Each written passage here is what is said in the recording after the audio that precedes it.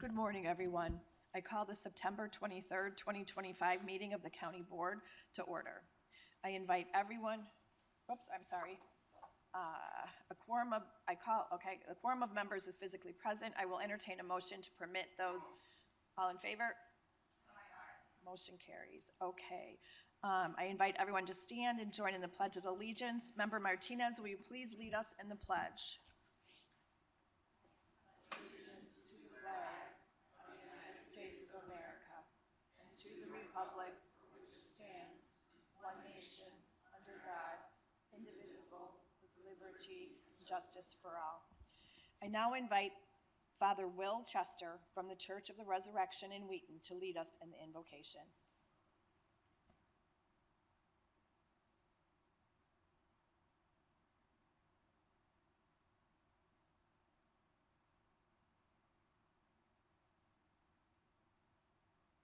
Proclaim the kingdom of God in cities, towns, and villages, and lonely places.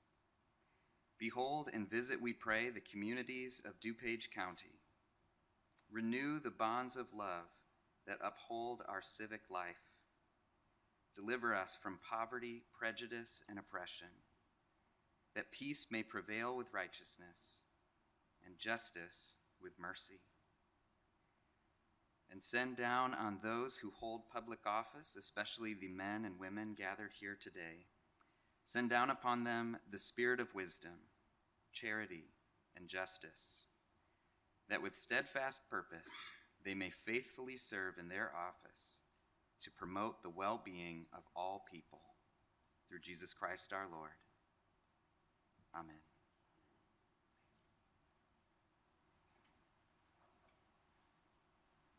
Mr. Deputy Clerk, please take the roll.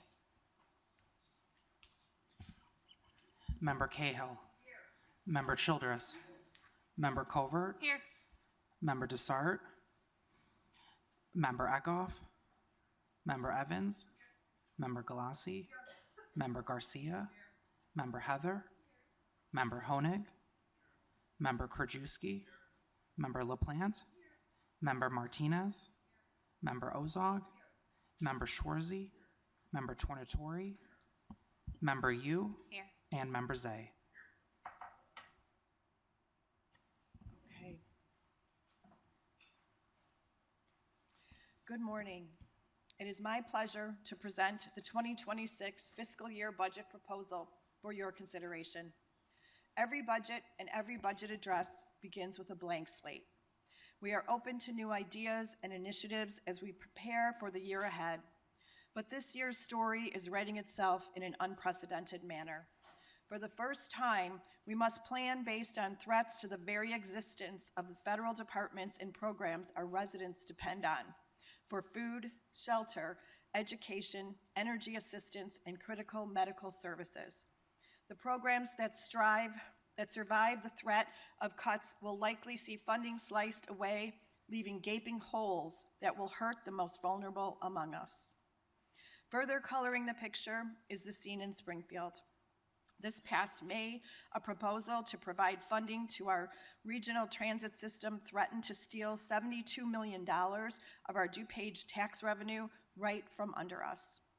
This plan would have taken our hard-earned money and given it to unelected bureaucrats at the transit agencies. Of course, we support adequate, responsible funding of our transit system.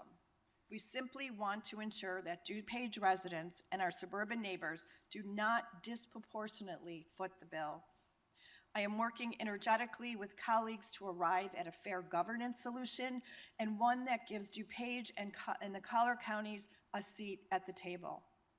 Those engaged in the new governance structure will make decisions involving hundreds of millions of dollars.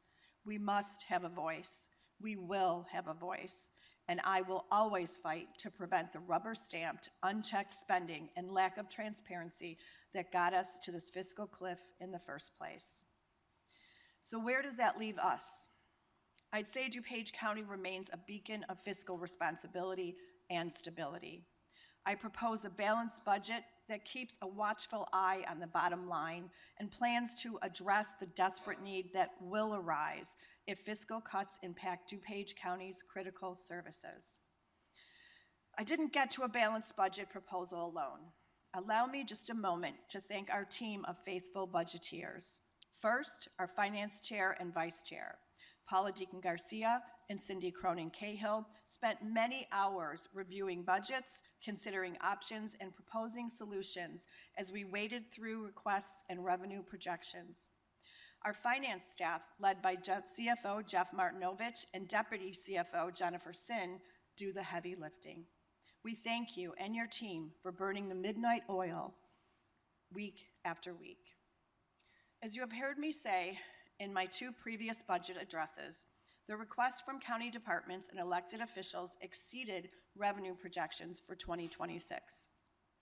This year, requests came in $34 million over projected revenue. Our budget team also heard, loud and clear, that this board wanted to plan based on actual expenditures that occurred throughout the previous year. Therefore, I directed staff to A, as much as possible, analyze actual expenditure figures from the past years to determine appropriate funding levels for 2026 line items. B, align funding for staffing levels based on a 5-year vacancy rate average. It's my belief that this critical review will bring the 2026 proposed budget lines much closer to actual expenditures than in previous years. This approach was taken across all departments and elected officials' offices to better align requests with revenue expectations. This includes the DuPage County Clerk's Office. The Clerk's Office, once again, did not engage in dialogue with the budget team, nor did they provide a presentation to the board explaining their 2026 request. Next year, there will be a gubernatorial election. Therefore, as in years past, members Garcia, Cahill, and I instructed our finance team to compare actual expenditures from the last gubernatorial election cycle, which was in 2022. Accounting for increases over time in personnel, commodities, and contractual services costs, we then set the budget for the election division of the clerk's office 14% higher than the actual expenditures from 4 years ago. We used a similar approach, comparing actual expenditures to determine the budget for the rest of the clerk's operation. So now you know how we developed a spending plan. Let me tell you what our investments are. The first area I want to address is public safety. In fiscal year 2026, the budget of the Sheriff's Office, State's Attorney, and Public Defender will be higher than their actual expenses and budgeted amount for 2025. As we heard from Mr. Berlin, violent crime is down, and we want to keep it that way. Providing the resources to assure that our streets and neighborhoods are safe is one of my top priorities. Last year, we also supported Chief Judge Bonnie Wheaton as she requested a behavioral health court navigator to provide mental health support to those seeking and providing services at the courthouse. That pilot program has proven to be an overwhelming success. Recognizing the need to address emotional and mental health crises in real time, we support Judge Wheaton's plan to provide additional mental health resources, including a new support dog, to help people who are undergoing perhaps some of the most difficult days of their lives as they testify or otherwise appear in court. When we talk about answering the mental health needs of our residents, we anticipate our new Crisis Recovery Center will positively impact the criminal justice and healthcare systems. We cut the ribbon on our new center August 13th, and the doors are finally open, treating those struggling with mental health or addiction. You've heard me say the CRC will be a game changer. It seems the PGA Tour agrees. We were pleased to accept a $250,000 donation from the Tours Foundation last week. But more important was the vote of confidence from such a prestigious national organization. I want to thank Board of Health President and District 1 Representative Sam Tonatore, who will help us welcome the PGA Tour to Medina 1 year from this week, next year. This was a wonderful way to acknowledge our work to break down stigma surrounding mental health treatment and provide a new model for helping those in need. Let's take a moment to talk about how we will help those in need throughout the county in 2026. As I evaluated the devastating social service cuts proposed at the federal level, I knew that we might not know what cuts would be implemented, or whether Congress would simply approve a continuing resolution funding these federal programs for a finite period. Here's what we do know. We can expect further proposals that undermine these important programs throughout the Trump administration. As DuPage County Chair, I am meeting this moment with a bold proposal of my own. I believe we can be fiscally responsible and take care of people. We will use our resources to meet immediate needs and create a stronger social service infrastructure, ensuring programs are delivered in an efficient manner, assuring the highest value for each dollar we expend. My 2026 budget calls for the creation of an $18.1 million DuPage Sustainability Initiative Fund. This large investment will devote both 2026 budget dollars and 2025 expected surplus funds to important initiatives addressing the most basic needs of our residents. The first area this initiative will address is food insecurity. Everyone agrees that our local pantries are straining to keep up with the demand that is growing dramatically. Cuts to federal nutrition programs, including SNAP, will worsen the problem. My FY 2026 budget proposal dedicates $1 million to food supply for those in need. I propose we add another $1 million from any FY 2025 surplus funds to this purpose. That would be an infusion of $2 million for food to support our pantries and other organizations that distribute meals to those in need. This is added to the $1.1 million still in the ARPA interest fund earmarked for food. I believe this board shares my belief that no child, no individual, no family in DuPage County should go hungry. We also recognize we must invest in a more efficient food distribution system so that fresh, healthy food gets to people sooner and in the best condition possible. You heard from Loaves and Fish's Executive Director, Mike Havala, about his plan to vastly increase his warehouse space to provide more storage, refrigeration, and freezer space, benefiting our whole county's food distribution chain. I propose we allocate $2.5 million from any FY 2025 surplus funds to invest in the Loaves and Fish's Food Distribution Hub 2.0 project. DuPage residents will directly benefit as the extra storage will alleviate pressure on both large and small pantries throughout our county. The Food Insecurity Fund will now grow to $5.6 million, addressing our immediate needs and improving the food distribution infrastructure, ensuring sufficient delivery of fresh, healthy food, meeting today's demands and those for years to come. The second category in our DuPage Sustainability Initiative retools our approach to affordable housing. This, too, is a pressing need. I propose a housing innovation fund that wraps together all the work we've already completed to create more attainable housing choices in DuPage, including some important zoning changes. I will encompass the work of our Housing Solutions Committee will do to create a land bank and community housing trust. I also am charging our staff with developing a down payment assistance program aimed at first-time home buyers so that people who were raised here and who are working here can actually afford to live here. To support these efforts, I propose injecting a new $5 million from any FY 2025 surplus funds to support the first-time homebuyer program, which we hope to introduce in the year ahead.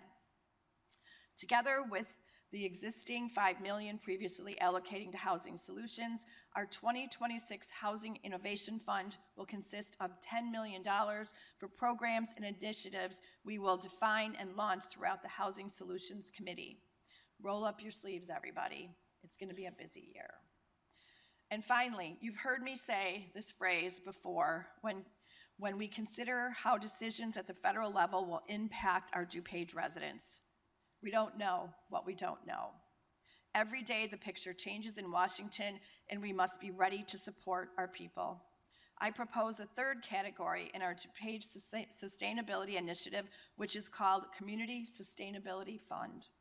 I propose we add $2.5 million from any expected FY 2025 surplus dollars to fund this part of the initiative. These dollars will address any immediate challenges resulting from federal program reductions or changes that directly impact our residents. Creating the DuPage Sustainability Initiative required a delicate balancing act and frankly could not have been achieved unless our revenue picture remained as steady and strong as it has been. But again, federal action, including the imposition of tariffs, will impact sales tax and employment numbers in the year ahead. Any further rate cuts by the Federal Reserve may jumpstart home sales. It all remains to be seen. As a result, we've taken the data into consideration along with past performance and created careful, cautious revenue projections for the year ahead, planning for a healthy contingency fund to provide a safety net if needed. To deliver the initiatives I've outlined and to create conditions in which our residents can not only survive, but thrive, I propose a carefully planned program of both human and capital investments, leveraging expected 2025 surplus funds. Our projections estimate a surplus of at least $25 million. The program I'll outline allows us to relieve pressures in the coming year and lays a strong foundation as we look to meet the county's needs in the years to come. The surplus initiatives include allocating $9 million to support stormwater management efforts, both here on campus and in the community. We must provide funding to address repairs needed at the Elmhurst Quarry. I propose we use $4 million in expected surplus for that purpose. The quarry is a vital flood control facility that protects people and property in DuPage. We need another $5 million to complete stormwater projects here on campus that will protect the millions of dollars we've already invested in our buildings here, and this investment will safeguard our infrastructure and equipment. I propose allocating $3 million in any surplus funds to pay for further campus capital needs administered by facilities management. I also propose allocating $1 million to our reserves, shoring up our rainy day fund should a sudden emergency arise that we must address. We'll continue our support of the families living in Hinsdale Lake Terrace. I propose utilizing $1 million in expected surplus funds to fund two important programs in 2026. These include the enormously successful rideshare program, which is making a huge impact on families in this development. It will also help to pay for the county's share of the sidewalk and street lighting projects there. Preliminary engineering will be underway throughout 2026. Finally, I propose any additional funds available through the FY 2025 surplus to go to fund the new transportation building on campus, allowing us to complete the project with minimal or no debt. It's always welcome news to discuss an expected budget surplus, but as I said, our budget team was charged with developing a spending proposal that reflected actual average expenditure levels and reduces funding in areas where headcount is not traditionally filled. We've pursued savings to present a realistic, balanced budget, but we are only part of the equation. Let's not forget the hard work of those elected officials, department directors, and staff members who constantly work to seek value, saving the county money wherever they can on behalf of our taxpayers. I'd like to ask our senior staff and county board staff to stand and be recognized for embodying our culture of fiscal responsibility as they serve the public. Please stand.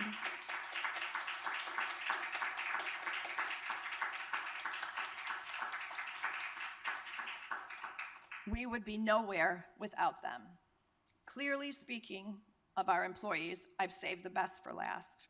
We will continue to support our staff with a high-quality package of benefits that provides health, dental, and life insurance, as well as employee assistance program, tuition reimbursement, and a generous 12-week paid parental leave program, to name just a few of our many benefits. This year, we learned the cost of our healthcare benefits will increase by more than 15%. But thanks to significant negotiations on the part of our benefit team and healthcare consultants, employees will not see double-digit increases. The county is seeking adjustments to some parts of their plans as we maintain our traditional 80-20 cost share with our workers. To help balance those adjustments, I'm proposing a 3% cost of living adjustment for employees to be paid in December of 2025, when the new fiscal year begins. We stand firmly behind the people who work each day to serve residents of DuPage County. Therefore, I propose a balanced budget of $644.7 million with a general fund totaling $263.1 million. I propose a tax levy of $71.5 million, seeking only to include new instruction growth as we have done in past years.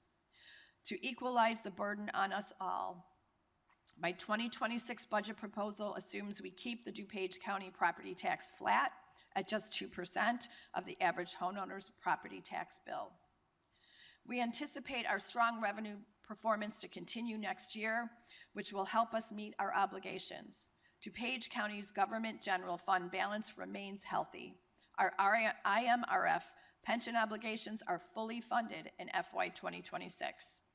We enjoy a AAA bond rating from all 3 rating agencies, and we have planned for adequate contingency levels should there be an urgent need we must meet to maintain the health or safety of our residents.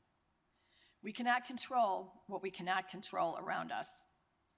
Threatened federal cuts and pressure to fund regional transit have set a challenging table for us, but pull up a chair. I choose to see these obstacles as opportunities to think big and answer the need with bold solutions. The plan I've laid out today balances carefully considered revenue projections with streamlined spending. It provides a thoughtful strategy for investing surplus dollars on initiatives that allow us to improve and maintain our infrastructure and provide for the most significant needs in our county. Most importantly, it sets forth a new plan to feed families, create new housing solutions, and support our residents, even if critical program reductions become their new reality. My message bears repeating: we will be fiscally responsible, and we will take care of people. Thank you for your kind attention this morning. The 2026 budget plan was developed as a team effort. Now we continue as a team, working together to prioritize the plan for the year ahead.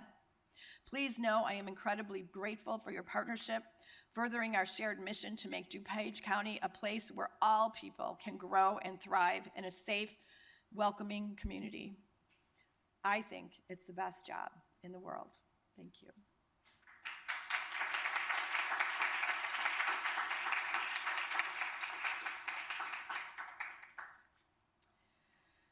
Okay, before we go to public comment, I'm going to do my chair's remarks.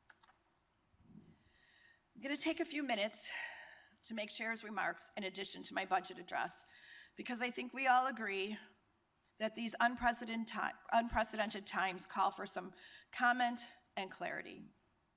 To be clear, the function of county government is separate and distinct from both state and federal government.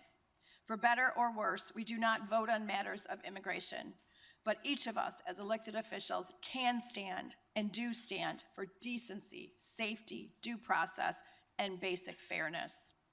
At our Judicial and Public Safety Committee last week, we heard many of you speak up against the fear stoked by masked agents of ICE, infiltrating our communities with their stated mission to enforce federal immigration policies.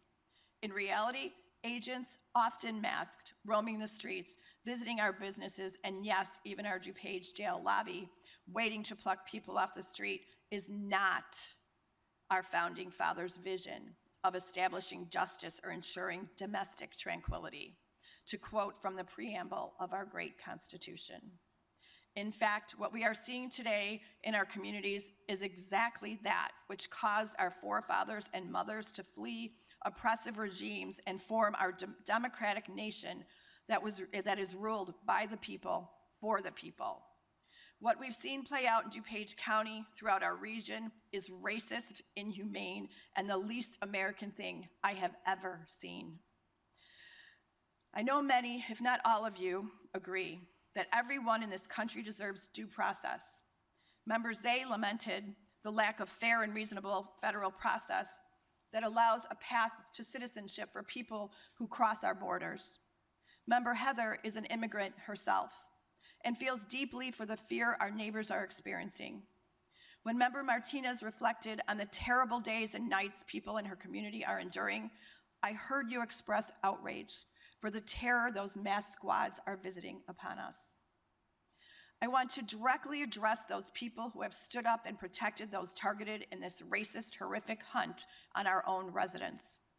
I want to thank you for your courage as you raise your voices in protest. I want to thank DuPage employers who follow the law but keep a cool head and protect workers from ICE raids led by squads with no warrants for entry. And I want to thank those who ensure safe passage for children to school and help workers get to and from their jobs. County government is close to the ground, close to the people. We see our constituents at the grocery store, at sporting events, and throughout our day. We usually spend more of our time talking about setbacks for sheds or appropriate fence heights than we do considering federal immigration rules.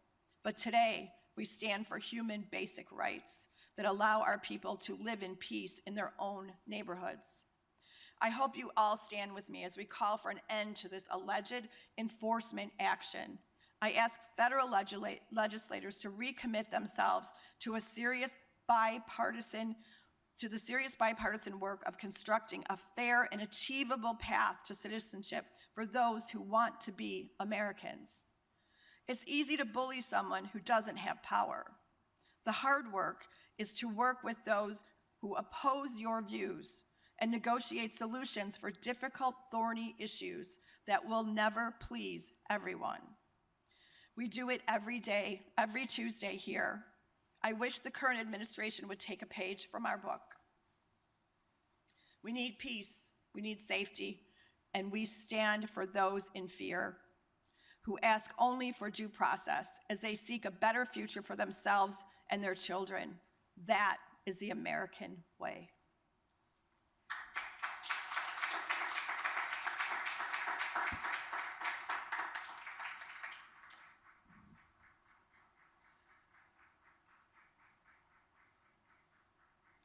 Okay. On the matter of public comment, thank you. On the matter of public comment, bear with me, I'm going to try to keep my voice as long as I can. On the matter of public comment, according to our county board rules, members of the public shall be afforded time to address the board. Individual remarks shall not exceed 3 minutes. Our first speaker is. If I could have the first 3 speakers come up so that we could move everyone along, that would be Ruby Cesaris, Victor Martinez, and Lee Pryor, with Ruby being first.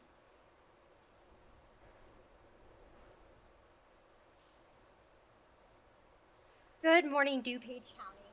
I'm grateful to be here today. My name is Ruby, and I represent the many voices of District 6 and also those who have made today happen. I'm grateful that today feels like a good morning because I see unity instead of division in this room. When many of you in this board members spoke in unity in the last meeting, even with opposing thoughts in the room, you showed that this board values humanity and transparency. That visible unity built trust in ways only you as leaders can.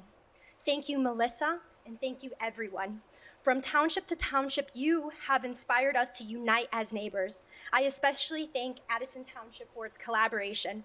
I've started to call those who have come together the collaborative caring minds.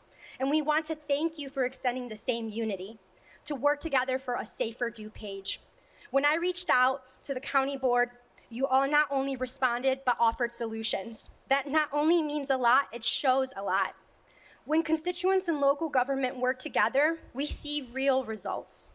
Stronger trust, more stable funding, and healthier communities. When I voiced the thoughts of many and presented a proposal, you listened and were open to collaborating. For that, we thank you. We come today collectively to acknowledge your efforts and to extend not only understanding from the perspective of DuPage residents, but also ideas and openness to unite for a safer DuPage. Grassroots organized, we stand here to offer reasoning, fact, and logic to present the creation of an ad hoc committee of county officials, health experts, and community partners and what this can do and why it is needed now. Such a committee would ensure that DuPage responds to the mental health and social aspects of ICE's presence in the county in ways that also stabilize our economy and strengthen our community. 3 ways that this would make an immediate difference. Number 1, mental health response. ICE presence creates trauma, not only for targeted families, but for entire neighborhoods. Trauma-informed counseling and clear referral pathways reduce long-term health. Number 2, service protection. Fear keeps families away from county programs, making them look underused. Coordinated outreach keeps participation strong, so vital funding and grants are not lost. And number 3, economic stability. When workers and families withdraw from public spaces, small businesses lose customers and county revenues decline. A visible county-led response restores trust and keeps local economies resilient. This is what an ad hoc committee can provide: coordinated care, stability, and most important, unity. And in the same spirit, some of the rest of the speakers will share more information, stories, and data as part of this collaborative caring mind effort. Thank you.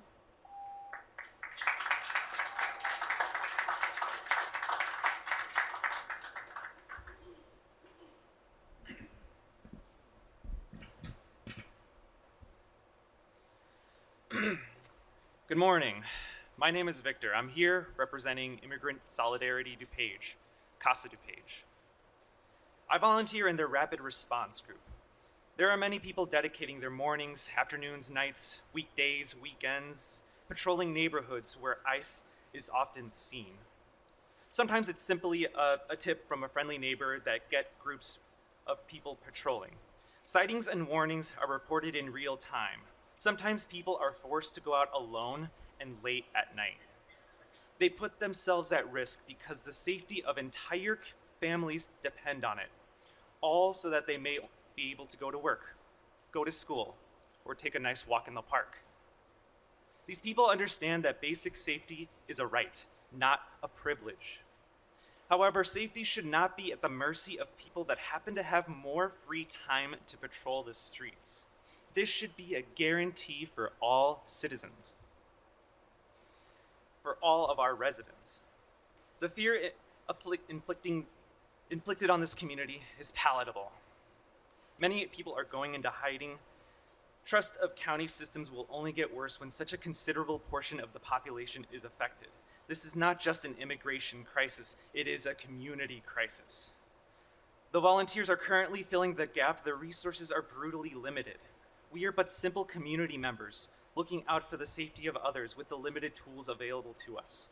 And admittedly, it's not enough. There are some things we simply can't provide, such as comprehensive public safety and mental health services to start. This is why county leadership matters. History has shown us that the DuPage County Board has made great efforts in providing job training, employment services to serve the local youth of DuPage County. It's these type of actions that show that when community leaders act for their people, those same people are made to feel safer and better connected to their government. What we are asking today would build upon this type of progress. We want to build a community group that can lead in the following: training volunteers and township emergency response teams in legal observations to document ICE activity without interference, ensuring that rights are respected and law enforcement is accountable. We want to provide clear safety protocols so no one is out at risk while standing up for their community.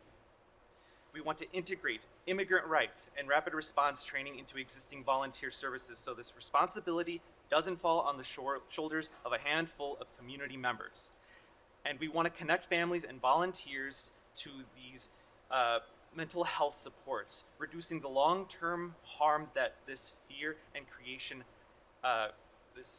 isolation creates. No matter what, this band of neighbors and volunteers will continue to show up, but when entire neighborhoods are living in fear, it becomes a county-wide issue. Mr. Martinez, your time is up.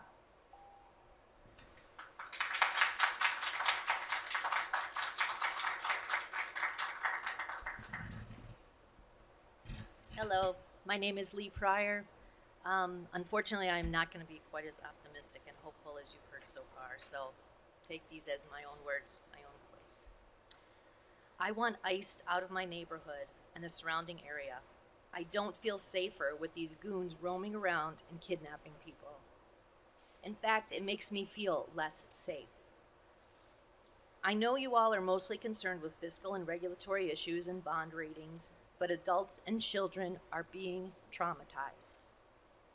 I'm sure the diverse views on the board sometimes make resolution difficult. Thank you to those who are working to make DuPage a safe place for everyone. You have my support. I have lived in Wheaton since 1979. I taught in Wheaton-Warrenville District 200 for 35 years. Thankfully retired now and freer to speak out. I will not stand by and watch them do this to our communities. This is Anne Frank level intimidation. People are afraid to take their kids to school or an after-school activity. They are hiding in their homes while some of us bring them food. I know the DuPage County sheriffs are helping ICE, informing them of jail release dates and times. 2 people have been kidnapped straight from the jail, no due process. That could never happen without the assistance of the Sheriff's Department. It's illegal, a violation of the Trust Act, but happens anyway. Their attitude is, so sue us. I don't have the energy, resources, or standing to do so. The people who are being abused don't have the energy or resources either. So these goon squads get away with it. Decision Point held what they billed as a prayer service in downtown Wheaton Sunday night and spewed Charlie Kirk's hateful rhetoric. I was there. It was in fact some of the creepiest, it was kind of creepy rally, not truly Christian at all. These white so-called Christian nationalists must be stopped. I could be speaking to some of them right now for all I know. I know there's one on the Wheaton City Council. This person was positively called out at the rally Sunday night. We need to stop celebrating people who dehumanize and marginalize others. A junior from Wheaton Academy, Caden Brown, wrote an op-ed for the West Chicago Voice a few days ago. I quote him, "ICE's presence in the community, especially when it appears arbitrary and disconnected from any genuine threat, causes great fear and unrest," end quote. It is well-researched and well-written article espousing true Christian values. I encourage you all to read it in its entirety. I thank him publicly for writing it. I know several young people living their Christian values who have made it their mission to crush ICE. God bless them all. Chinga la migra.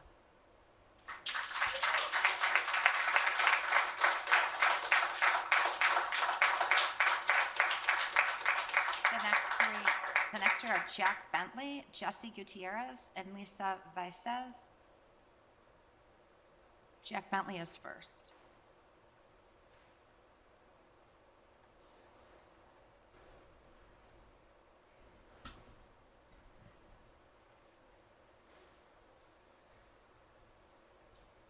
It is well established that the Fifth Amendment entitles aliens to due process of law in deportation proceedings. I'm going to repeat that. It is well established that the Fifth Amendment entitles aliens to due process of law in deportation proceedings. Those are not my words. That is Justice Antonin Scalia in the 1993 case Reno versus Flores. Majority opinion. But you might say they're here illegally. Well, ask yourself what that means. What does it mean to be here or be anywhere illegally? An illegal border crossing? That's the legal equivalent of a speeding ticket. Do we deport people for speeding tickets? do we incarcerate or detain them for speeding tickets? Either we believe in equal protection of the law or we don't. But they're criminals. They've done horrible crimes. How do we know? Have they been convicted? Have they been tried by a jury of their peers? Because that's what the Constitution demands. And that's what Antonin Scalia demanded. How do we know that? Do they have a conviction on their record? If so, the process has been completed and they've been sentenced. So they cannot be removed without a deportation hearing, which, as far as we know, many, many people in our community and beyond are not getting. We know that community trust in law enforcement is directly tied to public safety and mental health. When trust erodes, crime reporting drops, victims stay silent, and fear deepens. That cycle does not only harm immigrant families in DuPage County, it harms all of us. You heard the chair talk about how crime is down. Where do you think it's going to go now? An ad hoc committee of county officials, health experts, and community partners can give our residents a clear point of contact, protect public safety, train our local law enforcement as to what the law actually says and what they're doing if they're aiding and abetting unconstitutional detentions. It will also demonstrate that this board is committed to upholding both constitutional rights and community stability. Some options, in addition to local law enforcement training, would be to provide Zoom court options for people who are afraid of getting picked up. Because if you don't show up to court, then a warrant goes out. And again, what does that do for crime in DuPage County? By affirming due process, this committee can provide clear public reassurance, strengthen trust, and protect the safety of all our residents. Thank you.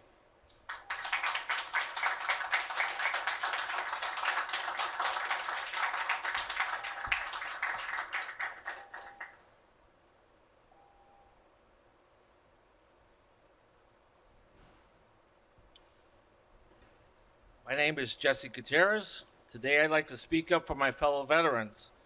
We took an oath to defend the Constitution and protect the people of this nation. That oath never ended, and it is from that perspective that I need to speak today. When armed men in masks run through our neighborhoods with guns drawn, it does not look like safety. It looks like chaos. It looks like war. I worry for my fellow veterans and innocent bystanders. In Naperville, a resident named Bobby Fisher described what his neighbors saw. 2 agents chasing the man through the street, guns drawn, while terrified workers jumped off a roof to escape gunned men. Mr. Fisher later learned that 4 of the 5 men detained that day were actually documented. ICE's mistake left an entire DuPage County block traumatized and left families questioning whether they can ever feel safe in their own homes again. Think about the ripple effect. Workers who are documented, paying taxes, and contributing to DuPage's economy are now too frightened to return to the job site. Businesses that rely on their labor lose revenue. We see that the DuPage County Board values workforce development as it does so much to connect job seekers to resources, often in collaboration with unions and trade groups. That commitment has strengthened our local economy and supported families across the country. But what happened in Naperville shows us that this progress can be undermined when documented workers are swept up in ICE mistakes and job sites become scenes of chaos and fear.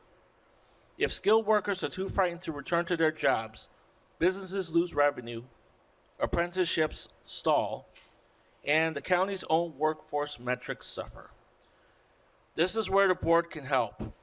By expanding DuPage workforce development to include public forums and transparent communication, so workers and business owners alike understand that DuPage will not allow fear to drive people out of the workforce. Second, rapid response connections, so employers know how to get legal and counseling support for their workers when raids disrupt projects. 3, educating the workforce of their rights will help prevent reckless and harmful mistakes like what happened in Naperville, where documented DuPage County residents were wrongly arrested. I represent Unite for a Safer DuPage. Thank you for your time.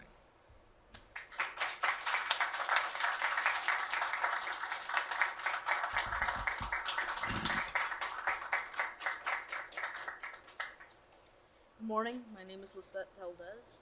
I stand here not just as a continuant, but as someone who has personally put time into patrolling our streets when immigration, custom enforcement has been reported in our neighborhood. I never imagined I would have to do this in DuPage County, yet I have driven through West Chicago, scanning for unmarked vans, making calls, and using my own resources to help warn families.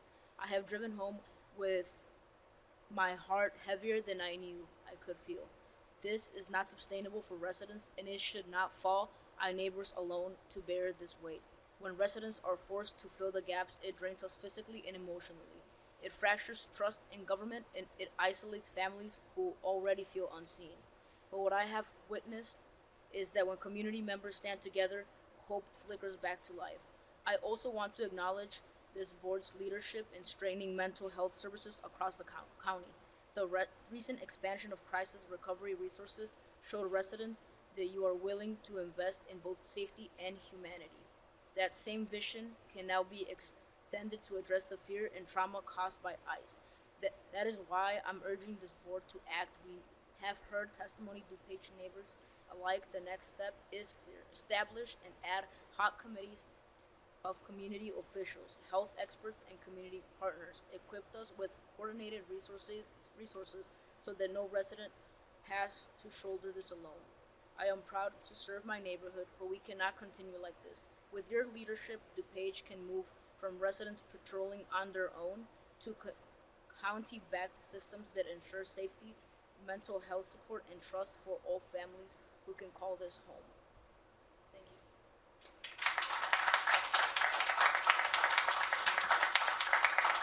The next three are Rebecca Hackman, Maria Sinkule, and Lily with no last name.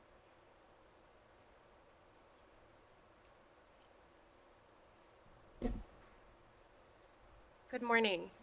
My name is Rebecca Hackman, and I've lived in DuPage County for the last 13 years.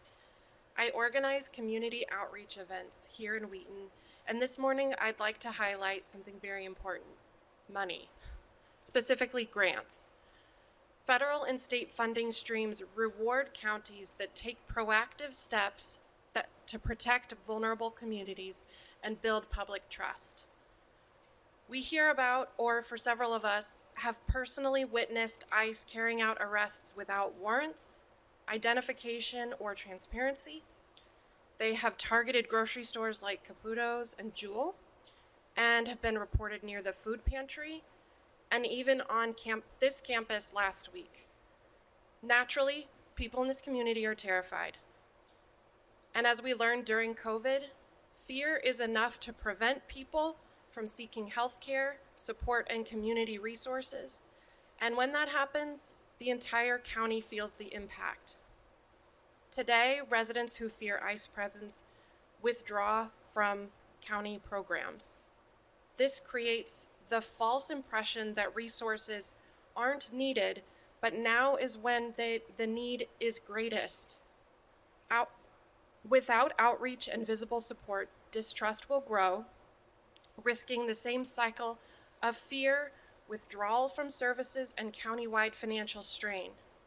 Proactively addressing ICE-related fear isn't just about compassion, it's a strategy to keep grant funding stable and ensure resources reach the people they are designed for.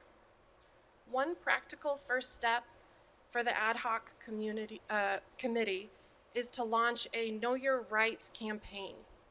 With multilingual flyers and workshops in libraries, schools, and park districts, families can understand their rights, and partnering with a trusting organization like Alma's can help them feel safer engaging with county partners, with county programs.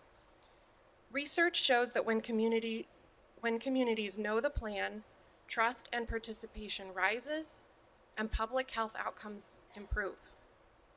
This board has already shown leadership in workforce development and emergency preparedness. Extending that same model here can protect both residents and the county's financial stability. Inaction has a cost. Proactive outreach will keep DuPage safe, trusted, and financially strong. We are united for a safer DuPage. Thank you.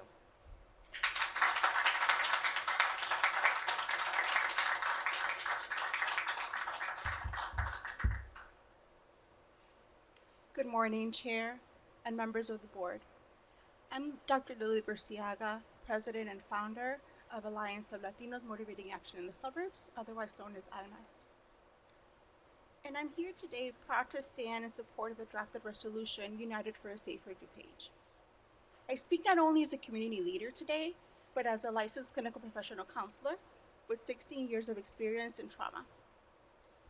In my work with immigrant and minority families and non-minority families sometimes, I've seen the profound and lasting harm that is caused by ICE enforcement. Children struggle with anxiety and difficulty concentrating in school. Parents live with chronic stress that damages their health and destabilizes their households. And the research confirms these realities. The Urban Institute has found that children of detained and deported parents are significantly more likely to experience depression, anxiety, and post-traumatic stress. But it does not stop here. A 2019 study in the Journal of Adolescent Health found that Latino youth living in communities with high ICE activity also showed elevated symptoms of anxiety and depression, even when no one in their family was detained. In other words, the fear itself is traumatic. Families avoid schools, hospitals, and even parks because they no longer feel safe. That mistrust ripples through entire neighborhoods. United for a Safer DuPage matters because it acknowledges both the visible and invisible impacts of immigration enforcement. By creating coordinated responses, trauma-informed supports, and clear public assurances, the county spaces remain safe. This resolution recognizes that immigration enforcement is not only a legal matter, but a public health and community well-being issue. ALMA supports this resolution because it reflects both the evidence and what we see every day. All families deserve dignity, safety, and healing. Passing it will affirm DuPage County's commitment to protecting all residents and strengthening the well-being of our entire community. Thank you.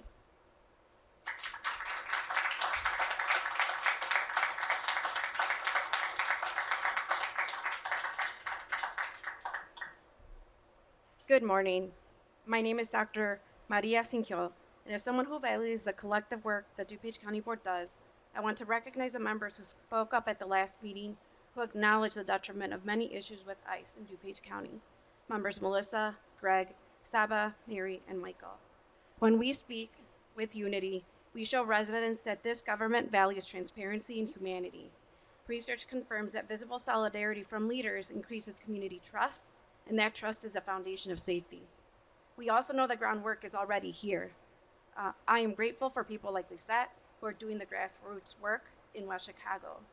That participation shows us that the board also shows us that we already have a base of experience to build on.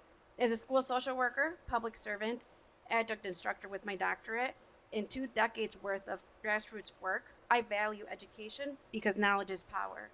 Research on disaster preparedness consistently shows that training reduces trauma and it lowers acute stress symptoms by 20 to 30%. People cope better when they know the plan, the steps, and who to call. That is exactly what this committee can provide to deal with reckless and inhumane ICE behavior. We value how the DuPage County Board is working together to offer a variety of emergency management and disaster preparedness training across departments, and provides exercise development, planning, and simulation of emergency operations. By creating a committee that can dedicate effort to organize and expand on this, we can ensure that all of DuPage County staff are prepared to respond appropriately if ICE is present. By doing this together, we not only reduce trauma for staff and the public, but also strengthen trust and safety across the county. We can equip staff with scripts, contact numbers who to call, like ICIRR, and de-escalation protocols, ensuring safety while strengthening trust and transparency between government and the community. This is not only a mental health issue, but an economic one. Risk management shows that clear training and protocols reduce liability by standardizing protocols and documentation.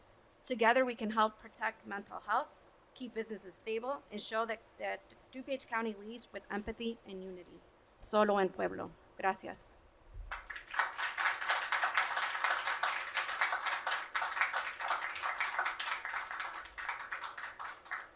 There are 4 people left: Emmanuel, Dan Boss, Dave Welch, Karen Edwards. Madam Chair, I move to extend public comment for those 4 people to be able to speak. Okay, all in favor? Second, all in favor? Okay, approved. Thank you. I wish I had a speech prepared as all the others did, but I came here. Start again. I wish I had a speech prepared as all the others before me. I came to this knowing that I had to, and I'm sure all the people before me felt that need and that urge to as well. I didn't know exactly how to begin, so I'll address how we began this day here with a pledge and a prayer, and addressing what that pledge and the prayer meant. The pledge to our Constitution that we would uphold all the Bill of Rights, the amendments, and everything that it stood for when it was first enacted in this country to give us citizens a protection from the corrupt, from the bad, and everything that could and could not be imagined. We are in those times right now, and we followed that with a prayer. And in the Reverend's voices that echoed throughout this day, he said, "Deliver us from poverty, from prejudice, and from oppression." A very, very difficult thing nowadays, because it really does feel like all we have left is prayer nowadays. The sights that we see on TV, from the actions in Broadview that erode certain constitutional amendments that are under attack, the prayers that we say for the people that we see, the experiences that they're witnessing on a daily basis from, as they said, masked ICE agents that are visiting our streets very seemingly unconstitutionally. It's the reason why I know I had to be here. I'll continue with that ideology that the Constitution is the very foundation of what this land came to be, but even before that, this land existed. My name is Emmanuel Valadez. I am part Native. I am also part of everything that this land has become since its 1776, and the melting pot that created all the many different immigrants that I descend from. Those immigrants are the only thing that these ICE agents now see when they see my face. On September 8th, the Supreme Court gave these agents the full authority to discriminate based off ethnicity, appearance, based off what I look like. We all look like what we came to be without choice. We were born without deciding where we would be born, how we would look, and now we are facing the consequences of our ancestors that we had no choice in the matter of. So I began this with a pledge and a prayer, and now I'll end it with a plea. Stand for us, protect us against those that violate the Constitution and our rights as human beings. Thank you.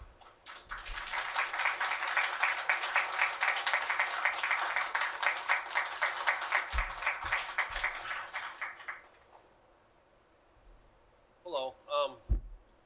I have nothing prepared. I am not sure I'm in the right place, but I lived in DuPage County my entire life, and the neighborhood I'm living in is a very small, unincorporated area with big lots and commercial. What did I say? People are buying up the homes and using it for commercial purposes. I made complaints to health department. I made complaints. We can't, you need to pull the microphone Oh. up a little bit.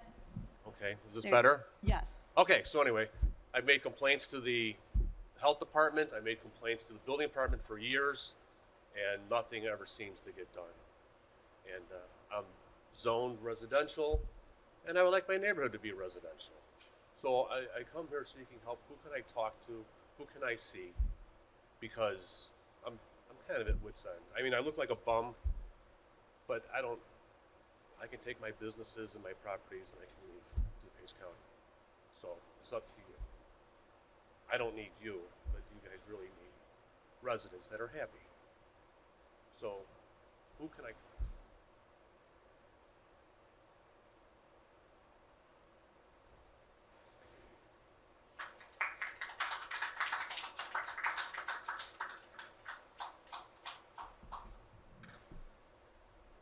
Good morning.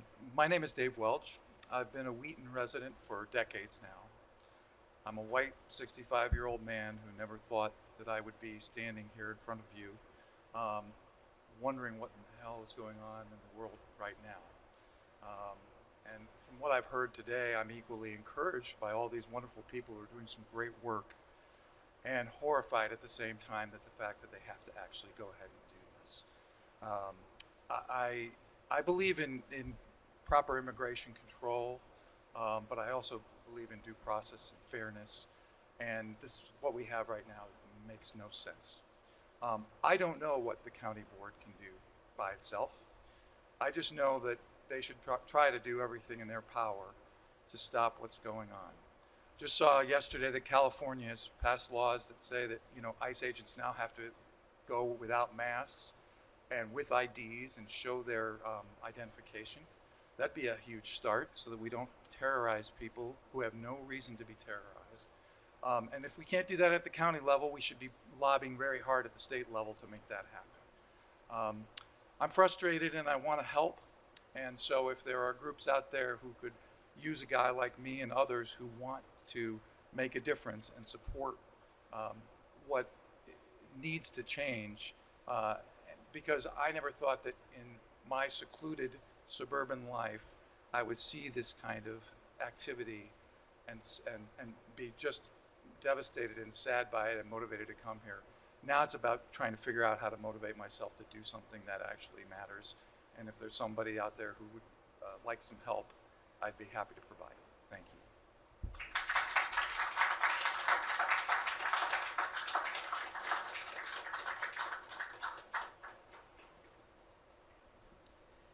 My name is Karen Edwards. It's my first time at a DuPage County Board meeting, and I am so encouraged. I'm here as a 37-year resident of Wheaton to say I am just horrified by what's happening with ICE, the illegal, horrendous actions of ICE. You've heard plenty spelled out. I don't have to say any further, and you've read about it, you've heard about it. And I'm so encouraged by what I'm hearing today. Thank you, Madam Chair, and the actions of the county board. This is really encouraging. It gives us hope that you are doing things to help every resident of this community. And I thank the people who made comments today. I heard all kinds of things I hadn't thought about, and I thank you for the work you are doing on behalf of everyone here. Thank you so much.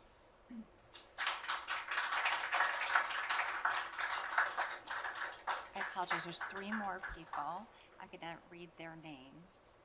Linda Cha, Kim Reed, and Maria Vesey. If you could come up to the podium if you're still here.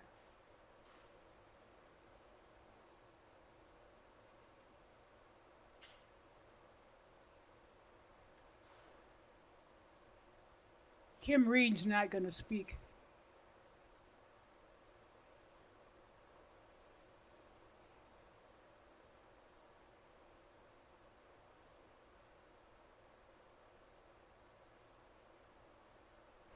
Hi, my name is Maria Vesey. I am the Addison Township Clerk, and I just came here to say thank you to the board for all the help that you have given my township in the first few weeks of our administration, for all the encouragement you have given our board, especially Michael Childress, who's gone to bat for us a few times and even come and put groceries on our new community market shelf.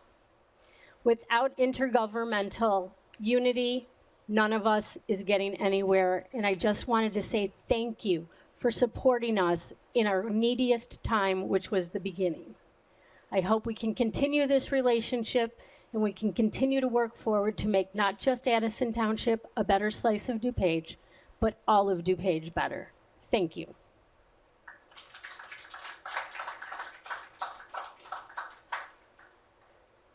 Linda's not going to speak.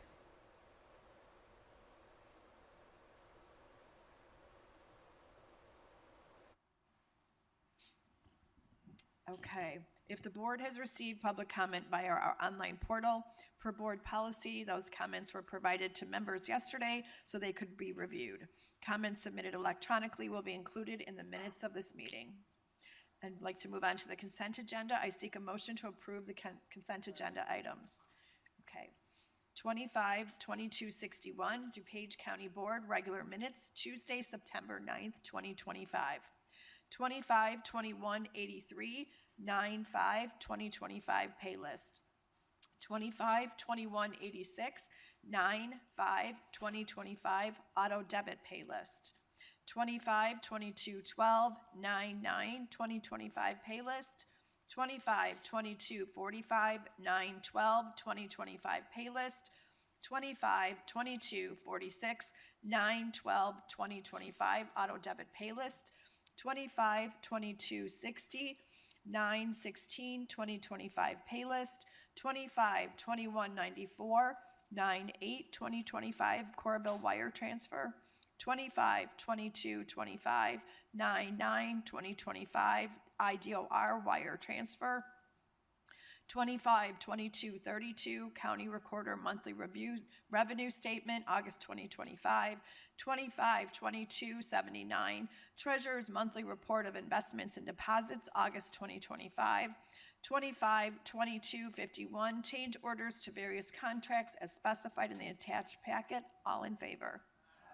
Okay, and now we'll move on to County Board and Vice Chair Childress.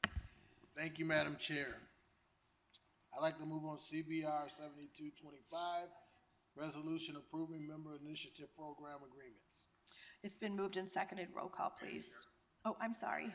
Member Tonatori. As a member and board member of 501c3 of the Health Department, which is one of the beneficiaries of this member initiative program, in accordance with our rules, I'm going to be abstaining. Okay. Thank you, Member Tonatori. Roll call, please. Member Childress. Yes. Member Covert. Aye. Member Desart. Aye. Member Eckhoff. Member Evans. Member Galassi. Member Garcia. Member Heather. Member Honig. Member Krajewski. Member LaPlante. Member Martinez. Member Ozog. Member Schwarzy. Member Tornatori. Member Yu. Aye. Member Zay. And Member Cahill. Okay, thank you, Vice Chair Childress. Thank you, Madam Chair. We'll move on to Finance and Member Garcia. Thank you, Chair Conroy. I make a motion to approve FIR 014925, acceptance and appropriation of the Tobacco Enforcement Program, Grant Program Year 26. Intergovernmental agreement, this is in the amount of $7,172 for the Sheriff's Office. It's been moved and seconded. Roll call, please. Member Garcia. Aye. Member Heather. Yes. Member Honig. Aye. Member Krajewski. Aye. Member LaPlante. Aye. Member Martinez. Aye. Member Ozog. Aye. Member Schwarzy. Aye. Member Tornatori. Aye. Member Yu. Member Zay. Aye. Member Cahill. Member Childress. Member Covert. Aye. Member Desart. Aye. Member Eckhoff. Member Evans. Aye. And Member Galassi. Aye. Member Garcia. I make a motion to approve FIR 015025, budget transfers for 9/23/2025 for various companies and accounting units. Leave is granted. Member Garcia. Make a motion to approve FIR 015125, ratification of emergency procurement for goods and services for a total amount not to exceed $500,000. Leave is granted. Member Garcia. Make a motion to approve FIR 015225, additional appropriation for the 2016 courthouse bonds debt service in the amount of $7,000. Leave is granted. Member Garcia. Finally, I make a motion to approve FIR 0154-2025, acceptance of an extension of time and budget modification for the U.S. Department of Justice. This is in the amount of $0. Leave is granted. Thank you, Member Garcia. Okay, Animal Services and Member Krajewski. Thank you, Madam Chair. Just real briefly, tomorrow the DuPage Animal Services is hosting a joint press conference with the Illinois Humane Society.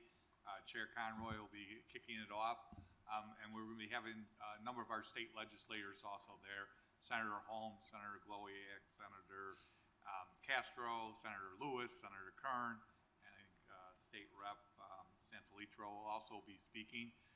And the focus is going to be on the abundance of animals that are coming into the shelters, things that we can do specifically in Springfield on a legislative point that will help in reducing potentially the animals coming into the shelters. So they'll be talking about increase the supply of affordable pet inclusive rental housing. So we heard the chair's budget today about affordable housing, but also for pets, the people that have pets. Remove breed restrictions from homeowners, renters, and insurance policies, and also try to cap the excessive pet deposit fees that a lot of places are having, which is kind of making it financially difficult for certain people to have animals at whatever apartments they may be at. And a few other ones there. So some of the things that can be done in Springfield, and just to kind of highlight to the press and the public some of the issues going on with the abundance of animals coming into not only DuPage, but other shelters. Thanks, Chair Conroy, for kicking that off. So everybody should have got the invite tomorrow, 1 o'clock at the shelter. Thank you. Okay, thank you. Development, Member Tonatori. Thank you, Madam Chair.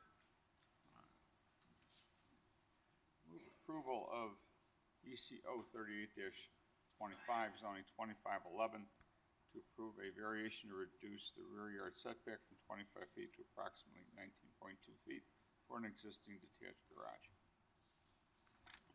Is there a second? Oh, okay. It's been moved and seconded. Roll call, please. Member Tornatori. Aye. Member Yu. Aye. Member Zay. Member Cahill. Member Childress. Member Covert. Aye. Member Desart. Aye. Member Eckhoff. Member Evans. Member Galassi. Member Garcia. Member Heather. Member Honig. Member Krajewski. Member LaPlante. Member Martinez. Member Ozog. And Member Schwarzy. Member Tonatori. Thank you, Madam Chair. I move approval of DCO 39-25, zoning 2532, to approve a variation to reduce the rear yard setback for a new house addition from 25 feet to approximately 11.35 feet. Leave is granted. Member Thank Tonatori. you, Madam Chair. I move approval of DCO 40-25, zoning 2547, to approve a variation to reduce the corner side setback from required 30 feet to approximately 14 feet for a new pool. Leave is granted. Member Tonatori. Thank you, Madam Chair. I move approval of DCO 41-25, zoning 2552, to approve a variation to allow an adult use cannabis dispensing organization within 1,500 feet from a pre-existing public or private nursery school, preschool, primary, secondary school. Oh, Member Cahill, did you have a question? You just want a roll call? Okay, can we have a roll call, please? Yes, yeah, I called on you. Okay, I just want to talk about this issue. I spoke to the mayor of the village of Addison, and he strongly objects to this, as does the people in the village of Addison that are the city people. He did attend the ZBA committee. He did not file any kind of formal complaint. I don't know if he was not aware that he was supposed to file a formal complaint, but he did not file a formal objection to it. But he has said to me, if you read the details behind it, there's 2 points. There's a park. The village of Addison has a park district right there, a 40-acre property with an indoor-outdoor pool, child care facilities. They do not want a adult use cannabis dispensary right near there. They're afraid of that. Second, there's the Islamic Society of Addison. Their actual building for the summer school is like 1,600 feet, so it's just outside the 1,500 feet rule, but they're very,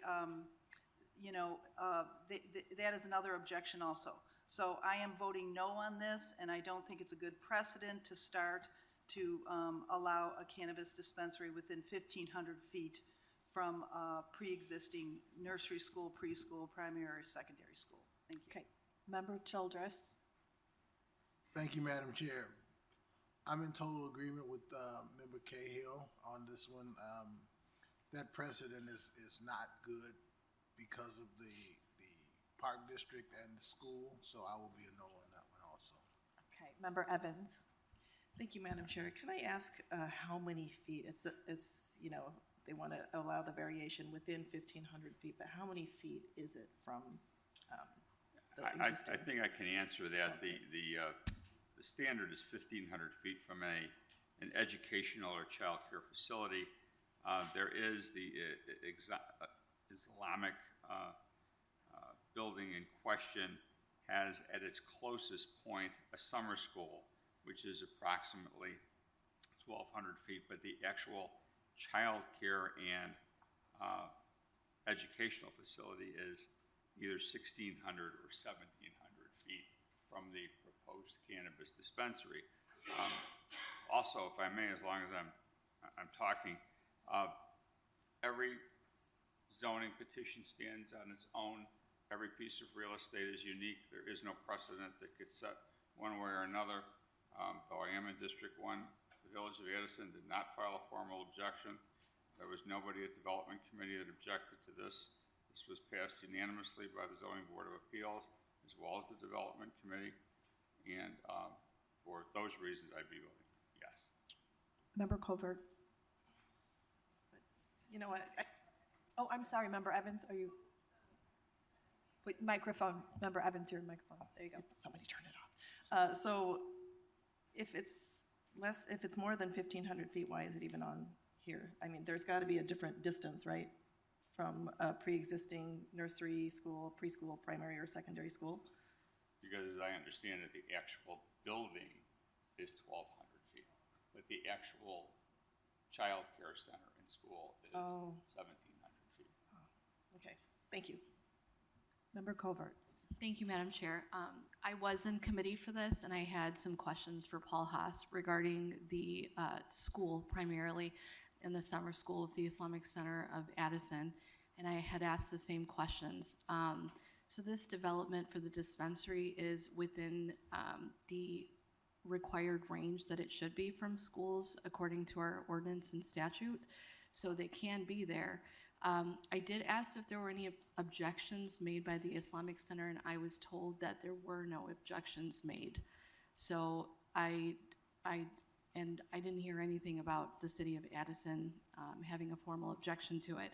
But I too had the same concerns, but the Islamic Center stated that they did not have an issue with it, and that's why I voted yes. So it seems to have no problem there. And again, I advocated for recreational facilities before because there are a lot of people who have ailments and they need medicinal cannabis for those ailments, and they're unable to afford medication or even the prescription for medical cannabis from doctors' offices because they're uninsured or they don't have insurance. So this actually allows people to take care of themselves with what they need. And so I don't see any issue with it, so I'll be voting yes. Okay, Member Ozog. Thank you, Madam Chair. I voted yes for this in Development Committee, and thank you, Mr. Google. I just looked up what a city block is in Chicago, and it's 330 feet by 660 feet. So if you want to think about city block lengths, this is almost 2.5 blocks away from the site. So I will be staying with my yes vote for this. Thank you. Okay, anyone else? Okay, roll call, please.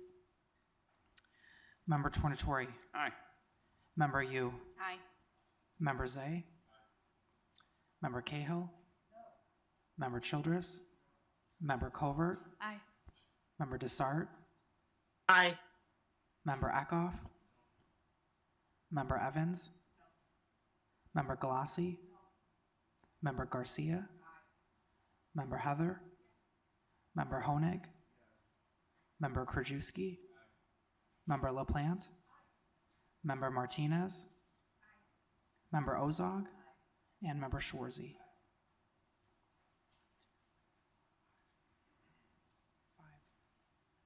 13 aye, 5 nay. So it fails. Does it need, Yeah, 13 ayes, 5 nays. Motion passes. Yes, just a reminder, it passes because there wasn't a formal objection. We didn't need a three-quarter majority on this one. So. Okay, thank you, thank you. Thank you, Madam Chair. I move approval of DCO 42-25, zoning 2555, to approve a variation to increase the height of a detached accessory building from 15 feet to approximately 18 feet. Okay, we're gonna need a roll call on this. Roll call, please. sorry, second. Member Tornatori. Aye. Member Yu. Aye. Member Zay. Member Cahill. Member Childress. Member Covert. Aye. Member Desart. Aye. Member Eckhoff. Member Evans. Member Galassi. Member Garcia. Member Heather. Member Honig. Member Krajewski. Member LaPlante. Member Martinez. Member Ozog. And Member Schwarzy. Thank you, Madam Chair. Thank you, Member Tornatori. Economic Development and Member Yu. Thank you, Madam Chair. First, I just want to mention that Economic Development follows Judicial and Public Safety Committee. So last week, I had to leave early in order to try and start Economic Development Committee on time. And it wasn't, I didn't leave because I was not, I didn't find the discussion valuable that Member Martinez had brought up. In fact, I really wanted to stay but could not. And in fact, our committee could not start without quorum for like 20 minutes after the start time. In any case, I just want to mention that we did have a great presentation and update on the Hotel Transportation Grant Pilot Program by Beth Marchetti from the DuPage Convention and Visitors Bureau at the Economic Development Committee meeting, and we hoped that she will come to Finance Committee in the near future to do her full update.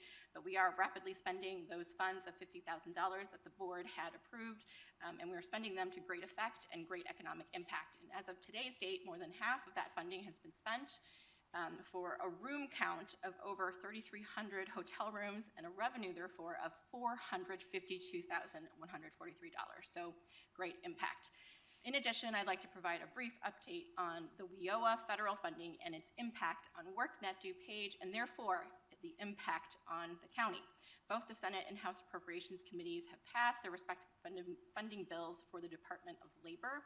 And while the Senate's version supports continued investment in WIOA and workforce development, the House bill proposes eliminating WIOA adult and youth funding along with significant overall cuts to the Department of Labor. So Congress now needs to work toward a single version that can be agreed upon, but as the September 30 deadline approaches, it's unclear that a continuing resolution will happen, and WorkNet DuPage is very concerned that a shutdown seems more likely. So stay tuned. Thank you. Moving on, I move on EDP 1-25, recommendation for the approval of a contract to Parents Alliance Employment Project to provide job training and employment services to serve youth in DuPage County for the Workforce Development Division for the period of October 1, 2025 to September 30, 2026 for a contract amount not to exceed $591,928. It's been moved and seconded. Roll call, please. Member Yu. Aye. Member Zay. Member Cahill. Member Childress. Member Covert. Aye. Member Desart. Aye. Member Eckhoff. Member Evans. Member Galassi. Member Garcia. Member Heather. Member Honig. Member Krajewski. Member LaPlante. Member Martinez. Member Ozog. Member Schwarzy. And Member Tornatori. Okay, Member Yu. Thank you, Madam Chair. I move on EDP 2-25, recommendation for the approval of a contract to Wheaton Warrenville CUSD 200 to provide training and employment services for youth clients in DuPage County for the Workforce Development Division for the period of October 1, 2025 to September 30, 2026 for a contract not to exceed $200,000. Leave is granted. Member Yu. Thank you, Madam Chair. I move on EDP 3-25, recommendation for the approval of a contract to Leaders in Transformational Education to provide job training and employment services for youth clients in DuPage County for the Workforce Development Division for the period of October 1, 2025 to September 30, 2026 for a contract amount not to exceed $120,000. Leave is granted. Thank you, Member Yu. Thank you, Madam Chair. Environmental and Member Heather. No update at this point of time. Thank you. Human Services, and Member Schwarzy.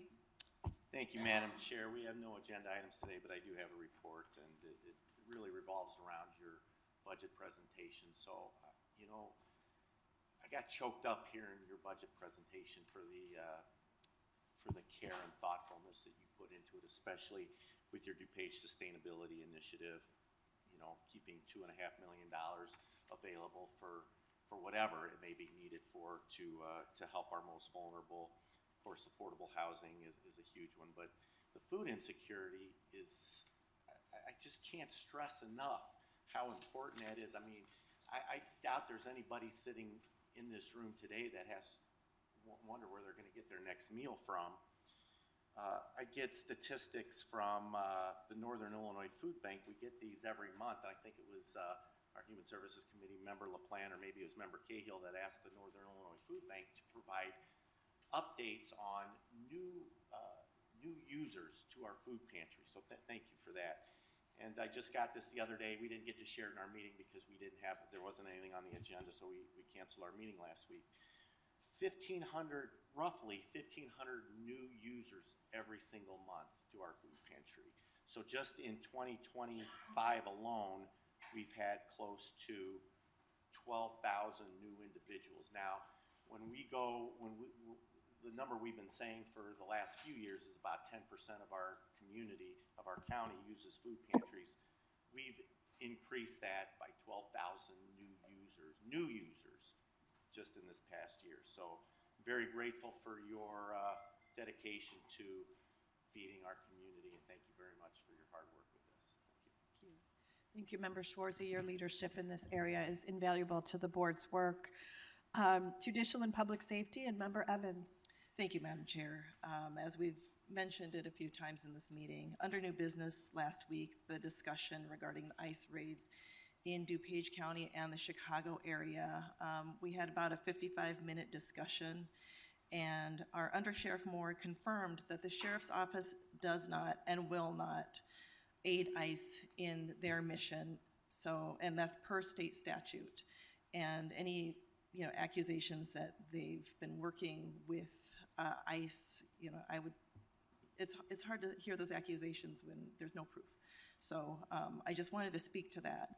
And also, I wanted to let everybody know that anybody who didn't attend the committee meeting, it was a great discussion, and I applaud Member Martinez for bringing up the discussion. And the thing I want to highlight is that it was civil discourse. We all spoke very civilly. We can all hear each other's opinions, and we all want to solve these problems that we're seeing, and we all want to help people. So I really appreciate this board and that committee. So with that, I will move on. JPS CO-7-25, amendment to purchase order 7292-1 serve, issued to Real-Time Networks to extend the contract to December 31st, 2025, and increase the contract encumbrance in the amount of $22,576 for a new contract total not to exceed $116,100. It's been moved and seconded. Roll call, please. Member Yu. Aye. Oh, I'm sorry. Member Evans. Aye. Member Galassi. Member Garcia. Aye. Member Heather. Yes. Member Honig. Aye. Member Krajewski. Member LaPlante. Aye. Member Martinez. Aye. Member Ozog. Aye. Member Schwarzy. Member Tornatori. Aye. Member Yu. Aye. Member Zay. Aye. Member Cahill. Aye. Member Childress. Yes. Member Covert. Aye. Member Desart. Aye. And Member Eckhoff. Okay. Member Evans. Thank you. I move on JPSP-35-25, recommendation for the approval of a contract purchase order to Microgenics Corporation to provide court-ordered drug testing and supplies with an AU-480 analyzer for a 4-year lease for the probation department for the period of October 1st, 2025 through September 30th, 2029 for a contract total amount not to exceed $284,211 per bid. Leave is granted. Member Evans. Thank you. I move on JPSP-37-25, recommendation for the approval of a contract with Terry Albright for crisis counselor services as a handler of a comfort dog to assist in therapeutic support for court users and court staff for the period of October 6, 2025 through October 5th, 2026, for an amount not to exceed $48,000. Leave is granted. Member Evans. Finally, I move on JPS 38-25, recommendation for the approval of a contract to Smigo Management Group, Inc., DBA Hoffman House Catering, to provide frozen packaged meals for the Seniors Drive-Thru Meal Pilot Program for the Sheriff's Office for the period of October 1st, 2025 to September 30th, 2027, for a total contract amount not to exceed $142,000. Leave is granted. Thank you, Member Evans. Thank you. Welcome back, Member Schwarzy. Legislative and Member Desart. Thank you, Madam Chair. No update at this time. Okay, thank you. Public Works and Vice Chair Childress. Thank you, Madam Chair. I'd like to move on PWP 2625 on the recommendation for the approval of a contract to Paladine for delivery of polymer to the Woodridge Green Valley facility and the Knollwood wastewater treatment plants for a period of November 1, 2025 through October 31, 2026, for a total contract amount not to exceed $440,000. Okay, it's been moved and seconded. Roll call, please. Member Childress. Yes. Member Covert.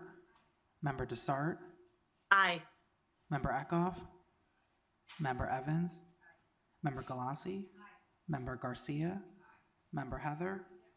Member Honig. Member Krajewski. Member LaPlante. Member Martinez. Member Ozog. Member Schwarzy. Member Tornatori. Member Yu. Aye. Member Zay. And Member Cahill. Vice Chair Childress. Thank you, Madam Chair. I'd like to move on PWP 2725 on the recommendation for approval of a contract to Nicor Gas for natural gas delivery services for a period of October 1, 2025 to September 10, 2027, for a total contract amount not to exceed $375,000. Leave is granted. Vice Chair Childress. Thank you, Madam Chair. I'd like to move on PWP 2825 on the recommendation for the approval of agreement between the County of DuPage, Illinois and Christopher B. Burke Engineering for on-call professional engineering services for various county water and wastewater distribution and collection systems for a period of September 23, 2025 to November 30, 2028, for a total contract amount not to exceed $90,000. It's been moved and seconded. Roll call, please. Member Childress. Yes. Member Covert. Member Desart. Aye. Member Eckhoff. Member Evans. Member Galassi. Member Garcia. Member Heather. Member Honig. Member Krajewski. Member LaPlante. Member Martinez. Member Ozog. Member Schwarzy. Member Tornatori. Member Yu. Aye. Member Zay. And Member Cahill. Vice Chair Childress. Thank you, Madam Chair. I'd like to move on PWP 2925 on the recommendation for approval between the County of DuPage, Illinois and Strands Associates for construction management for various capital projects for a period of September 23, 2025 to August 31, 2026 for a total contract amount not to exceed $50,000. Leave is granted. Vice Chair Childress.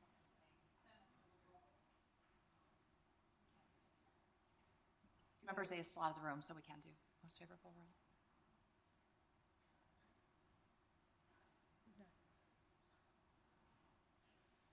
Leave is granted. Vice Chair Childress.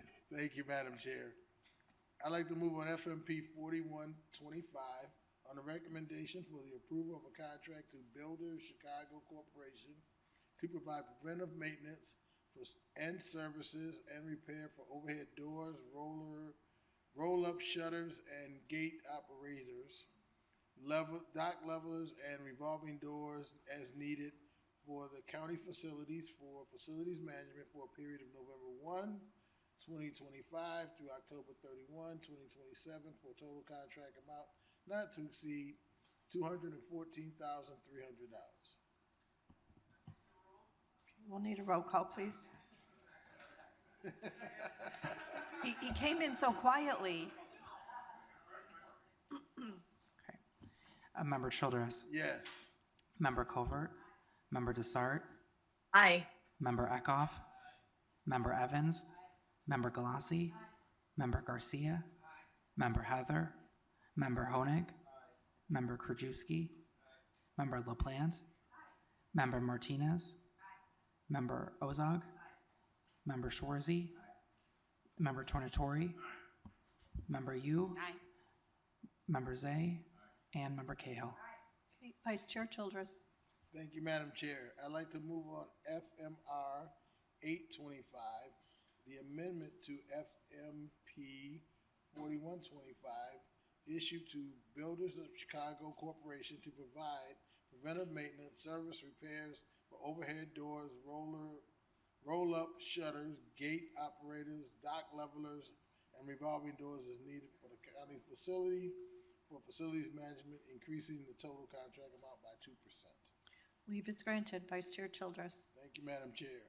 I'd like to move on FMP 4225 on the recommendation for the approval of a contract to GenServe for semi-annual inspection, preventive maintenance, and emergency on-call services for campus backup emergency generators for a period of November 1, 2025 through October 31, 2027 for a contract total amount not to exceed $138,832. Leave is granted. Vice Chair Childress. Thank you, Madam Chair. I'd like to move on FMR 925, the amendment to FMP 4225 issued to GenServe for semi-annual inspection, preventive maintenance, and emergency call-out services for campus backup emergency generators for facilities management, increasing the total contract by 2%. Leave is granted. Vice Chair Childress. Thank you, Madam Chair. I'd like to move on FMP 4425 on the recommendation for the approval of a contract to S&I Solutions to furnish, deliver de-icing solids, eco-salt for facilities management grounds for a period of November 1, 2025 through October 31, 2026 for a contract total amount not to exceed $96,320. Leave is granted. Vice Chair Childress. Thank you, Madam Chair. Get flipped over here.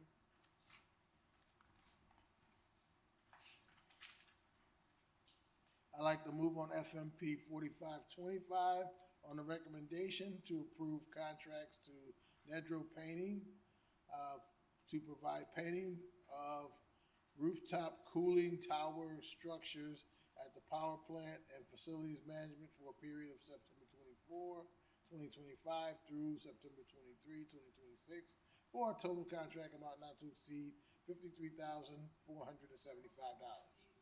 Leave is granted. Vice Chair Childress. Thank you, Madam Chair. I'd like to move on FMP 4625 on the recommendation for the approval of a contract to City of Wheaton for water utility services for county campus facilities management for a period of October 1, 2025 through September 30, 2029 for a total contract amount not to exceed $3,152,000. Leave is granted. Vice Chair Childress. Thank you, Madam Chair. I'd like to move on FMP 4725 on the recommendation for a contract to Wheaton Sanitary District for sanitary sewer services for the campus, for the county campus, for facilities management for a period of October 1, 2025 through September 30, 2029 for a total contract amount not to exceed $1,821,000. Leave is granted. Vice Chair Childress. Thank you, Madam Chair. And finally, I'd like to move on FMP 4825 on the recommendation for the approval of a contract to Carbon Day EV Charging to furnish and deliver one charge point electrical vehicle charging station level 3 to provide a 5-year commercial cloud plan for the county campus for a period of September 2025 through September 23, 2030, for a contract amount not to exceed $39,999. Leave is granted. Thank you, Vice Chair Childress. Thank you, Madam Chair. Okay, Stormwater and Member Zay. No update, Madam Chair. Okay, Strategic Planning and Member Heather. Thank you, Madam Chair. During our last meeting, as we know, the strategic plan has 6 priority pillars, and we focused on 2 of those 6 priority pillars last time, and they were mobility and environmental stewardship. I'd like to take a moment to thank the staff for working so hard and bringing us such in-depth presentations, in letting us know exactly where we stand in terms of following our strategic plan, and I'm happy to report that we are absolutely on track in every single department that comes under mobility and environmental stewardship. So I just want to thank everyone for making that happen, and I highly encourage you to go on YouTube and watch that video. It's full of information, and I promise you won't let you sleep. So watch it before dinner. Thanks, everyone. Okay, Technology and Member Covert. Thank you, Madam Chair. I move for approval on TECO-4-25, recommendation for the approval of an amendment to purchase order issued to Toshiba Business Solutions for multifunctional device equipment, supply, software, and service solutions to increase the contract in the amount of $153,713.67, resulting in an amended contract total amount not to exceed $1,906,862.55. It's been moved and seconded. Roll call, please. Member Covert. Aye. Member Desart. Aye. Member Eckhoff. Member Evans. Member Galassi. Member Garcia. Member Heather. Member Honig. Member Krajewski. Member LaPlante. Member Martinez. Member Ozog. Member Schwarzy. Member Tornatori. Member Yu. Aye. Member Zay. Member Cahill. And Member Childress. Okay, Member Covert. Thank you. I move to combine item 20B and 20C. All in favor? Aye. I move on approval for TEP-12-25, recommendation for the approval of a contract purchase order issued to Insight Public Sector for the purchase of No B4 software for cybersecurity awareness training and phishing testing for the Information Technology Department for the period of October 30th, 2025 through October 29th, 2026 for a contract total amount not to exceed $33,792 per contract pursuant to the Intergovernmental Cooperation Act. I move for approval on TEP-13-25, recommendation for the approval of a contract purchase order to Infor US Inc. for ERP software maintenance and support for information technology for the period of December 1st, 2025 through November 30th, 2026 for a contract total amount of $250,380.75, not suitable for competitive bids. Leave is granted. Member Covert. Oh, thank you, Member Covert. Transportation Member Ozog. Thank you, Madam Chair. I move for approval of, I'd move to combine items 21A, B, and C. All in favor? Okay, so moved. Okay, thank you. I move for approval of 25-2168, amendment to resolution DTP 324 issued to Alfred Benesch and Company to provide professional construction engineering services for improvements at Geneva Road Bridge over the west branch of the DuPage River, to increase the funding in the amount of $138,658, resulting in an amended contract total amount of $997,932.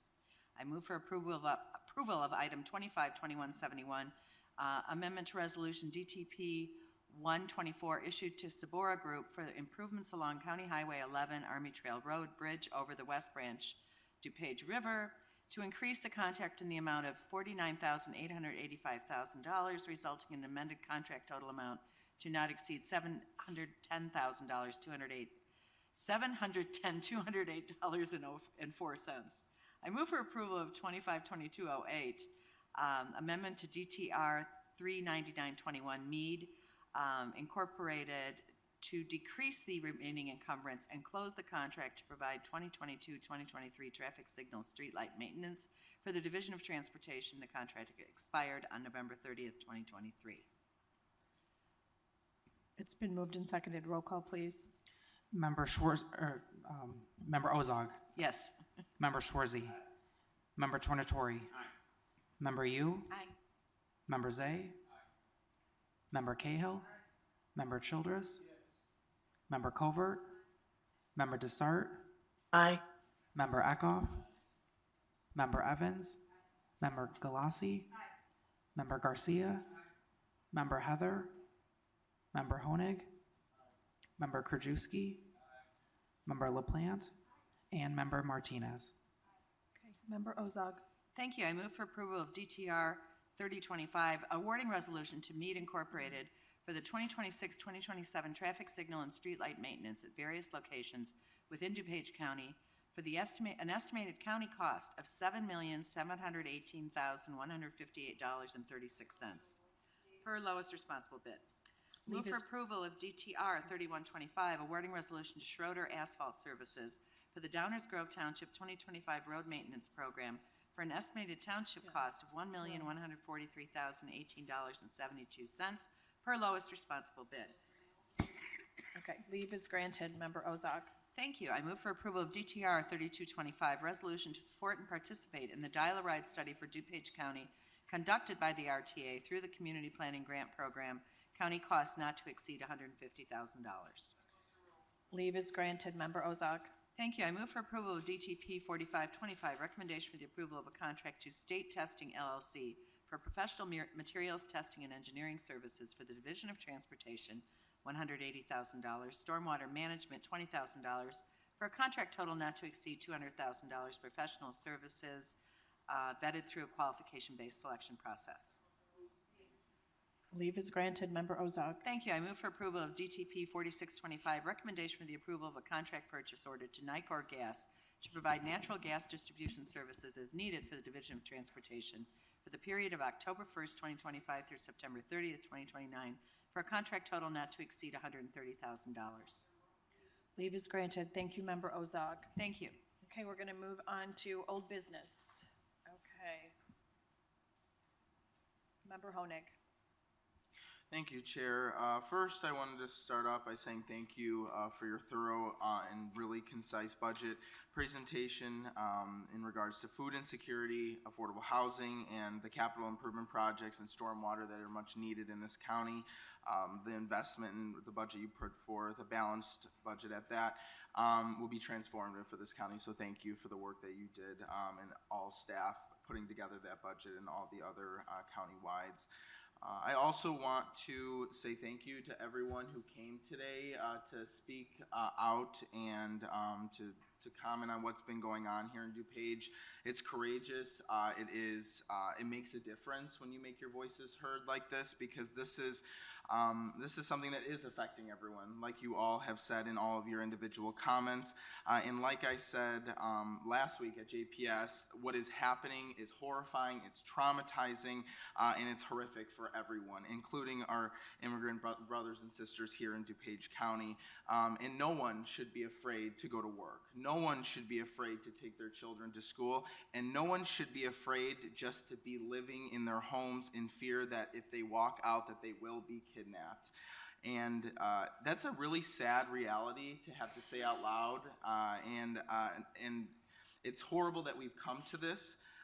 The fact that due process has been trampled, that people, even as close to home here, have been kidnapped by people that are en masse, that do not have warrants, that aren't asking people to, ICE is not identifying themselves in most of these cases, and the people that they are kidnapping are not criminals. These are people in our communities. These are people's brothers and sisters, their parents, and they're kidnapped by the very system that they pay into, by the way, that they are not receiving the same type of care that a lot of other people do.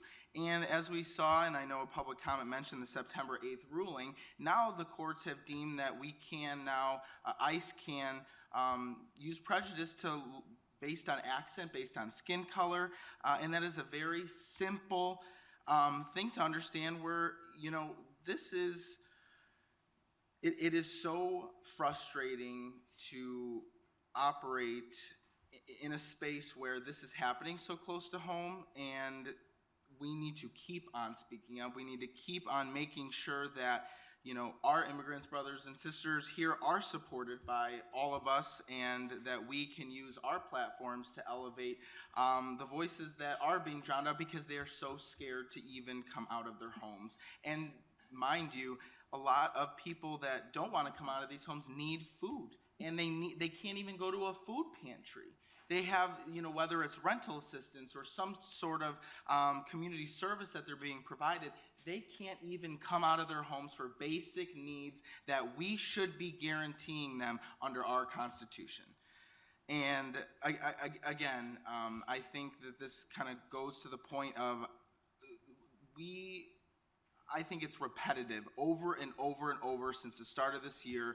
The administration wants us to be afraid. They want us to stop talking. They want us to not speak up. But we won't stop speaking up, and we need to make sure that that the immigrant community here in DuPage is supported. And that's all I have to say. Thank you. Vice Chair Childress. Thank you, Madam Chair. I want to start by thanking you for your remarks. It was very, very inspiring and uplifting. On Tuesday, September 16, 2025, at the JPS committee meeting, the term illegals was used in this boardroom, this very boardroom, at least 3 times. I was deeply offended by its use. The word illegal is not inherently racist. How and when it's used can carry racial and xenophobic overtones. When it's used as a noun, referring to people as illegals is widely considered dehumanizing. It reduces the individual to its legal status, to a legal status, and is often directed at immigrants of a specific region, i.e. Latin Americans, which gives racial overtones in effect. The term illegal, when you use the term illegal as shorthand for undocumented, implies that a person's entire existence is unlawful and can be reinforced by harmful stereotypes. I'm recommending, I respectfully request the chair to prohibit the use of the term illegal in this boardroom, and also the human resource in discouraging the use of the term illegal on the Wheaton campus, replacing it with its more accurate term, undocumented immigrant or unauthorized immigrant, which avoids dehumanizing. Thank you. Member Ozog. Thank you, Madam Chair. This week, a constituent shared with me a story that a school bus after school from Glenbard North was dropping children off at a apartment complex. ICE was present, sobbing, just huge distress on the bus, and the bus driver ended up taking the bus back to Glenbard North. I don't know anything further about the story. I think everyone has stories this week, unfortunately. I do want to ask a question of Under Sheriff Moore. One of the public participation people had requested or had stated that the sheriff's office was participating and that people were, at least 2 people were picked up outside the jail. I think what I'm looking for is affirmation that is public record when someone is being released. So I assume that means that they would have had that information and that you simply had to turn them over, or they were there, et cetera. Is that correct? We didn't turn over anybody. I'm sorry? We did not turn over anyone. The individuals were released out into the lobby. Okay, so they were released. And how would they have known that? Is that public record of some sort, or? It's going to be a law enforcement record. When you're arrested, you're going to get fingerprinted. Those are going to be put in the system. I believe it's the National Crime Information Center, and they will get an alert that that individual has been arrested and more likely here at the DuPage County Jail. This is also happening in Kane County. I know for sure that the ICE has been waiting outside of their facility also. We've had that also at the courthouse. I want to clarify, that information is available to them separate from you. So they did not get that information from the sheriff's office. They are a law enforcement entity, so they were have there. rights. The person was released. They picked them up. Correct. So, okay. The And I sheriff's just wanted office to is make not sure it was assisting clear ICE in any that way, you guys shape, did or not form. have any part in it. No, we did not. Okay, thank you. I appreciate that. No, but I would like to just add to that, you know, we're all living through something we could never have fathomed, correct? So When you see something on our campus, instead of posting it on Facebook and not understanding what's happening, I would truly appreciate a phone call to be made, and I'm talking directly about this particular situation. There were two plainclothes men here that were with ICE. They were in our public area of the jail.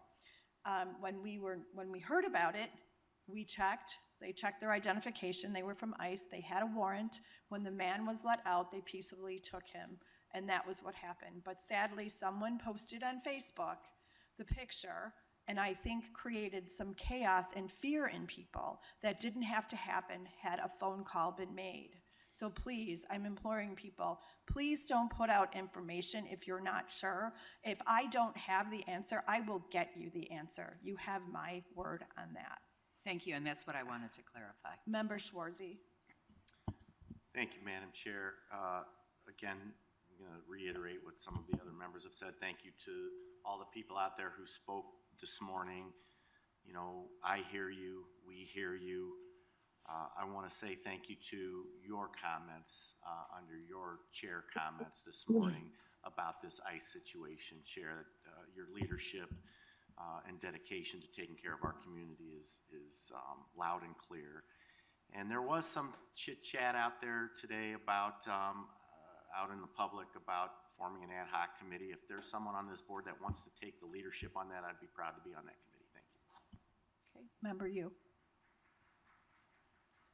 Thank you, Madam Chair. So first, I just want to, again, thank you also for your unequivocal statement with regard to the ICE raids and the importance of due process of law. Had I been able to stay for the JPS meeting last Tuesday, I would have just stated that there really is no question. It's very commonly recognized, the Constitution and particularly the Fifth Amendment, it really is about people on U.S. soil. It doesn't say no citizen shall be deprived of life, liberty, and due process of law, but it's no person, and that's based on personhood and jurisdiction. Second, I want to echo Member Childress' statement with regard to the word illegals. So it is a real pejorative statement, just like we don't say a person with mental illness is someone who's crazy or an insane person. We say a person with mental illness. Likewise, with regard to people with undocumented status.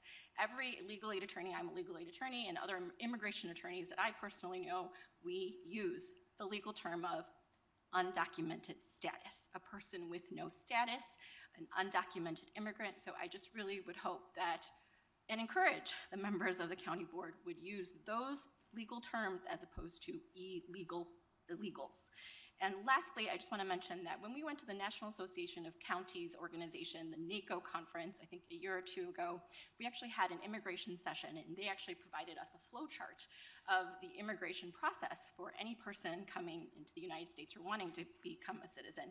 And we found out that it would take a person, some people's, a lot of people's, 127 years to go through the immigration process as it is currently. So as you stated in your statement, Chair Conroy, I would hope that we would lobby for, at the federal level, an achievable pathway to citizenship. I think that is something that we really need to talk to our federal lobbyists about and any of our representatives at the federal level. Thank you.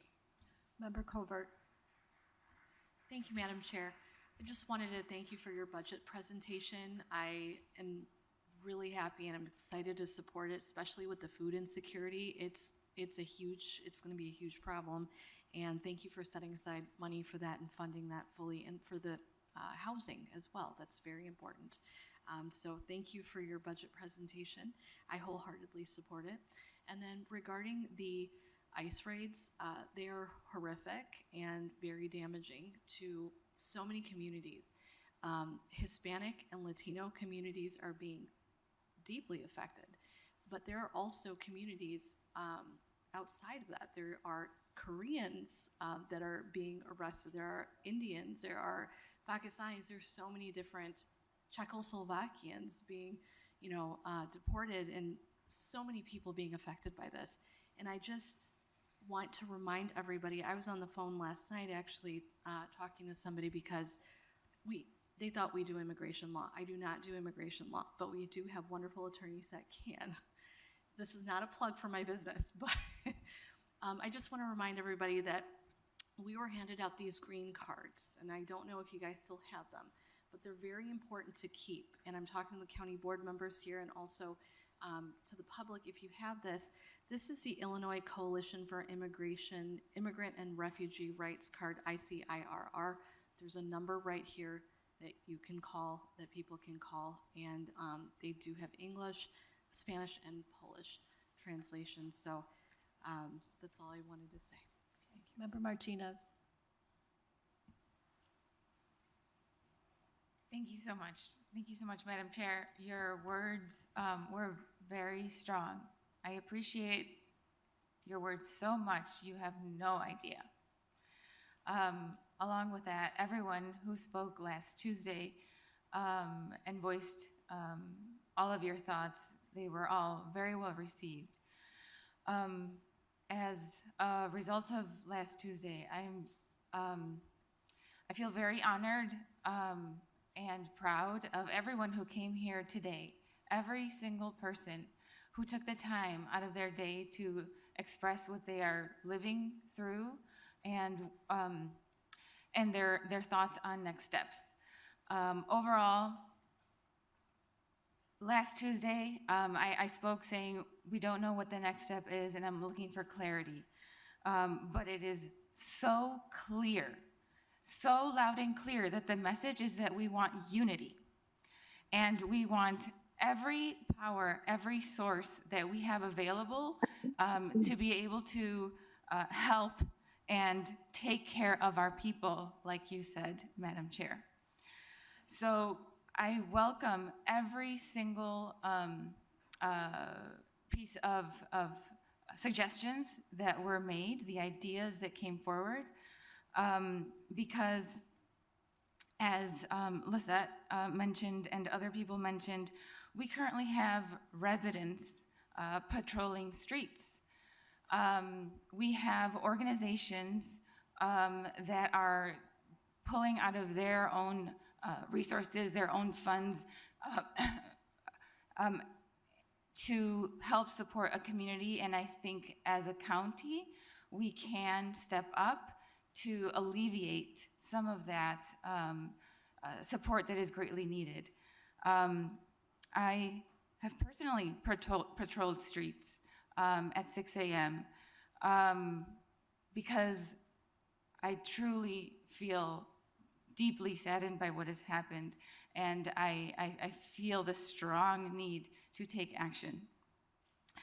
As we all spoke, and I agree with everyone who has spoken today, the issues that are going to arise if action is not taken and if leadership does not step up is the trauma that is accumulating, and the mental health that is being affected of our children, of everyone, but most of all our children. Last Wednesday, it was a difficult day, just deciding what to do, what to say.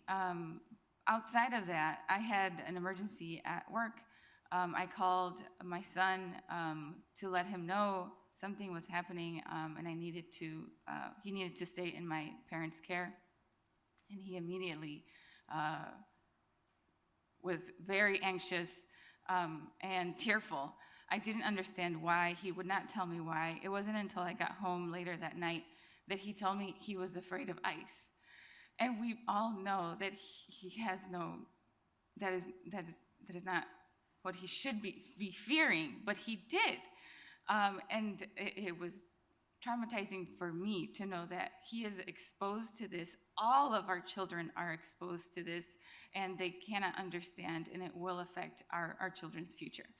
So the recommendations of forming an ad hoc committee, I think, are strong. I think are very well founded in a great effort. And of course, I volunteer to be a part of it in any way, shape, or form, because I do believe there are many very, very strong organizations in DuPage County. And if we are all working together for the same cause, we will be stronger for our people. Member Heather. Thank you, Madam Chair. Thank you to everyone who spoke during public comments today. I want to emphasize that all of you stayed positive and all of you focused on finding solutions. And that's what true leadership is all about, is about staying positive, constructive, and looking for solutions. So kudos to you for that.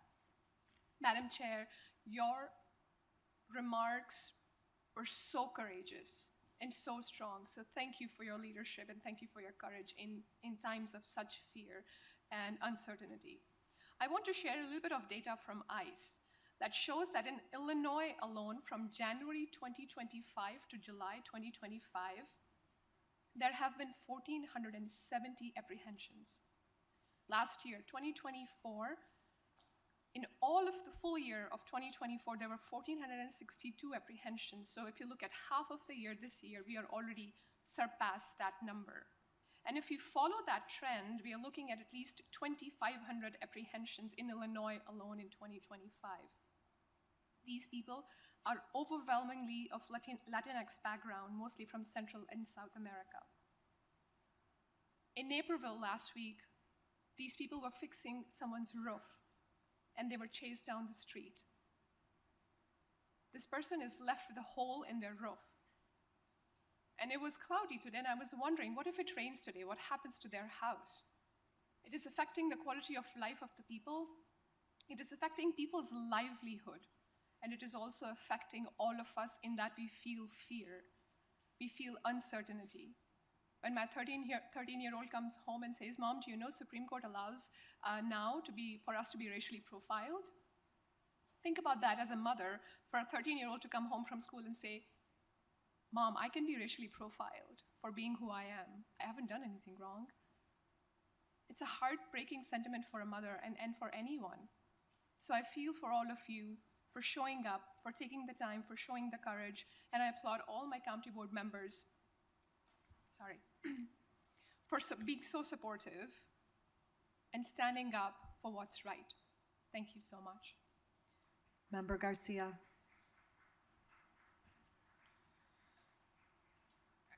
I wasn't here at the JPS meeting. I was stuck in traffic with a car accident, so I would have loved to have been here just to add my 2 cents then, but I'm going to add a little bit now of what I feel. What is happening right now, and I have to give kudos to the audience here for everyone who spoke today, is wrong in every single way. And you said it very well today, Chair, and I appreciate it. We are having a situation where there is absolutely no due process, absolutely none. And until we see that change, I am just so fearful for my children, for not even for myself, for this country and what it's becoming, quite honestly. I wish we could, on the county board, fix this situation. I really do. I wish there was something that we could do. An ad hoc is a great idea. You came with great ideas today, and I really appreciate what you came with as the public, and I think we should take some of those under consideration. But unfortunately, as a county board, what we can do is make the bubble that we live in DuPage County a little bit better, and I think that this was addressed in the county chair's budget presentations today. I mean, we've got housing innovation, we've got in creating land banks, we're going to do housing innovation in terms of, I think, dealing with the unhoused also, which is something that was a big issue last year. We've got, money going to the food insecure. These things we can do with, from stormwater to everything else. These are things we can help with. And at the same time, in our personal life, we have to go out and we have to keep fighting. We have to keep fighting and keep saying the word. I was in another state, rural Minnesota this weekend. They do not know what's happening here. They do not know it, and they do not hear it. It is like they don't know it. Although there was a small group of people protesting. And so it gave me great hope, and I was like, okay, there's some. But I mean, it's not the same. It's like we're living in a bubble here, and it's not being talked about, and I don't know how else to get the word out. So keep talking, keep being loud. We all need to consider that we're doing the same thing. And then on here on the county board, we have to keep working hard to make fiscal responsibility a priority, as well as keeping our lives better for the people that live here in all ways and for everyone. So thank you. Anybody else? Just really briefly, I have a story I want to share with you. And there's a young family that lives in Villa Park, and they have 2 small children. They're 7 and 10 years old. And the mom shared with me the conversation she had to have with her kids. And she said, if you get pulled over with Daddy in the car, I want you to know that we will get Daddy back. And if someone takes you, someone will come and get you. I'm a mom of 4 boys. I can't explain to you how that made me feel. I can't explain to you what do I say to this beautiful young mom who's simply trying to raise a family. Go home, hug your kids, talk about it, please. This has to stop. Anybody in new business? Member Zay? Thank you, Madam Chair. You know, with the budget address today, I think it reminds us what our core mission is and responsibility of the board. As I said in JPS, I think we need to tone down the national rhetoric, that we do get along well on this board. But also as elected officials and leaders, there's responsibility to free speech. Many times, I personally have been called out on this board for social media posts by the Republican Party when I was the chair. We had a former member, DeCiani, that made comments that we had 4 hours of public comment that people wanted to express. Former member Noonan, who had liked something on Facebook, who was called out. So as we see violence against people, I was disappointed and troubled when one of our leaders invoked the name of Hitler in a social media post.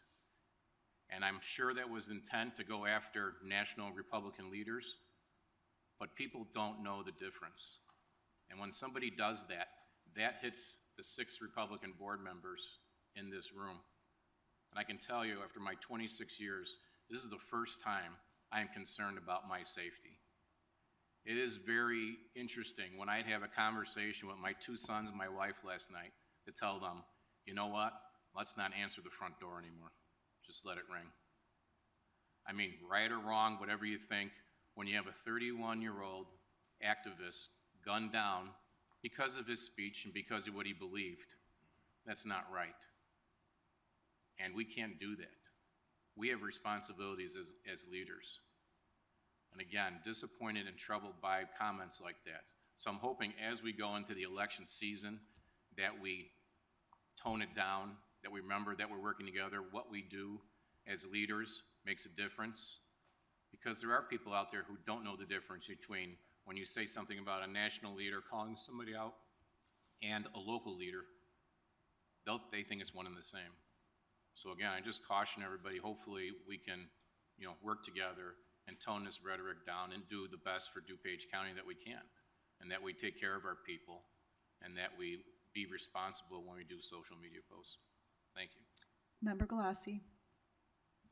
Thank you, Madam Chair. I just wanted to also say that, I think this board has been a cohesive, serving board for the people of DuPage, and I personally actually received somewhat threatening email last week. I just, to echo what Member Zay is saying, I think for the safety of all the board members to tone down the political rhetoric is just something that I would like to request. Because the tragedy of what happened, 2 weeks ago is just something kind of inconceivable. So I just wanted to mention that. On a brighter note, I wanted to once again welcome all the students here from Hinsdale Central's AP Gov class. And, I think you guys have gotten a great experience today, hearing a lot of different aspects of what's going on in DuPage County. So thank you for being here. Okay. Member Ozok? Thank you, Madam Chair. Unfortunately, today, one of our public speakers used the phrase, or unfortunately, she had to use the phrase, Anne Frank level intimidation. Several years ago, I visited Anne Frank's home, her shelter during those years. Once you've seen it and once you see what they're doing, I am 67 years old. In my lifetime, I have never heard of people patrolling streets to protect their neighbors, people hiding, a school bus that has to be turned around because there are people perhaps trying to take people from their homes in an apartment complex. This is very serious. And I don't use the phrase Nazi, but this is a very, very frightening situation that we are in. And it's on both sides, unfortunately. And right now, I would like to ask everyone to take a moment of silence for the Minnesota House Speaker Emerita, Melissa Hortman, and her husband, Mark, who were assassinated June 14th in their home in Brooklyn Park, Minnesota. What's happening in this country is very serious, very dangerous, and we have to figure out a way to move from this. But I really appreciate all of you who spoke today, and thank you. Okay. We'll take a moment of silence for everyone who has lost their lives because they spoke up for something they believed in. That is something that should never happen in our country.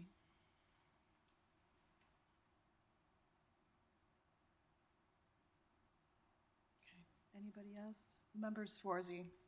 Thank you, Madam Chair.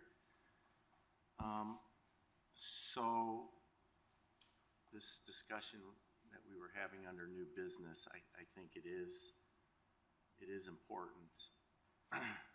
And I think the advice that we've heard is something we should all, take heed in. I do have, but it reminded me of your situation a few years ago when you received multiple death threats. And there was a lot of silence on this board then. So starting now, let's make sure we take that advice that we heard today. Thank you.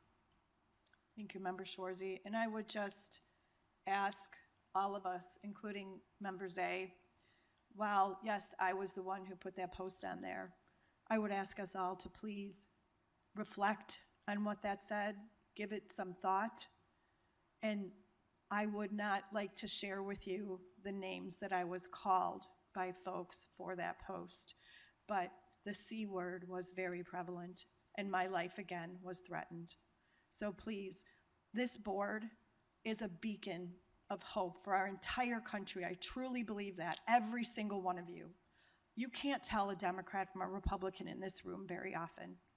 Let's continue that way. This is about human rights. It's not about one party or another. I'm informed we do not have matters before us requiring us to enter into executive session. I'll take a motion to adjourn the meeting of until Tuesday, October 14th, 2025 at 10 a.m. for the passage of the property tax levy pursuant of 35 ILCS 200. All in favor?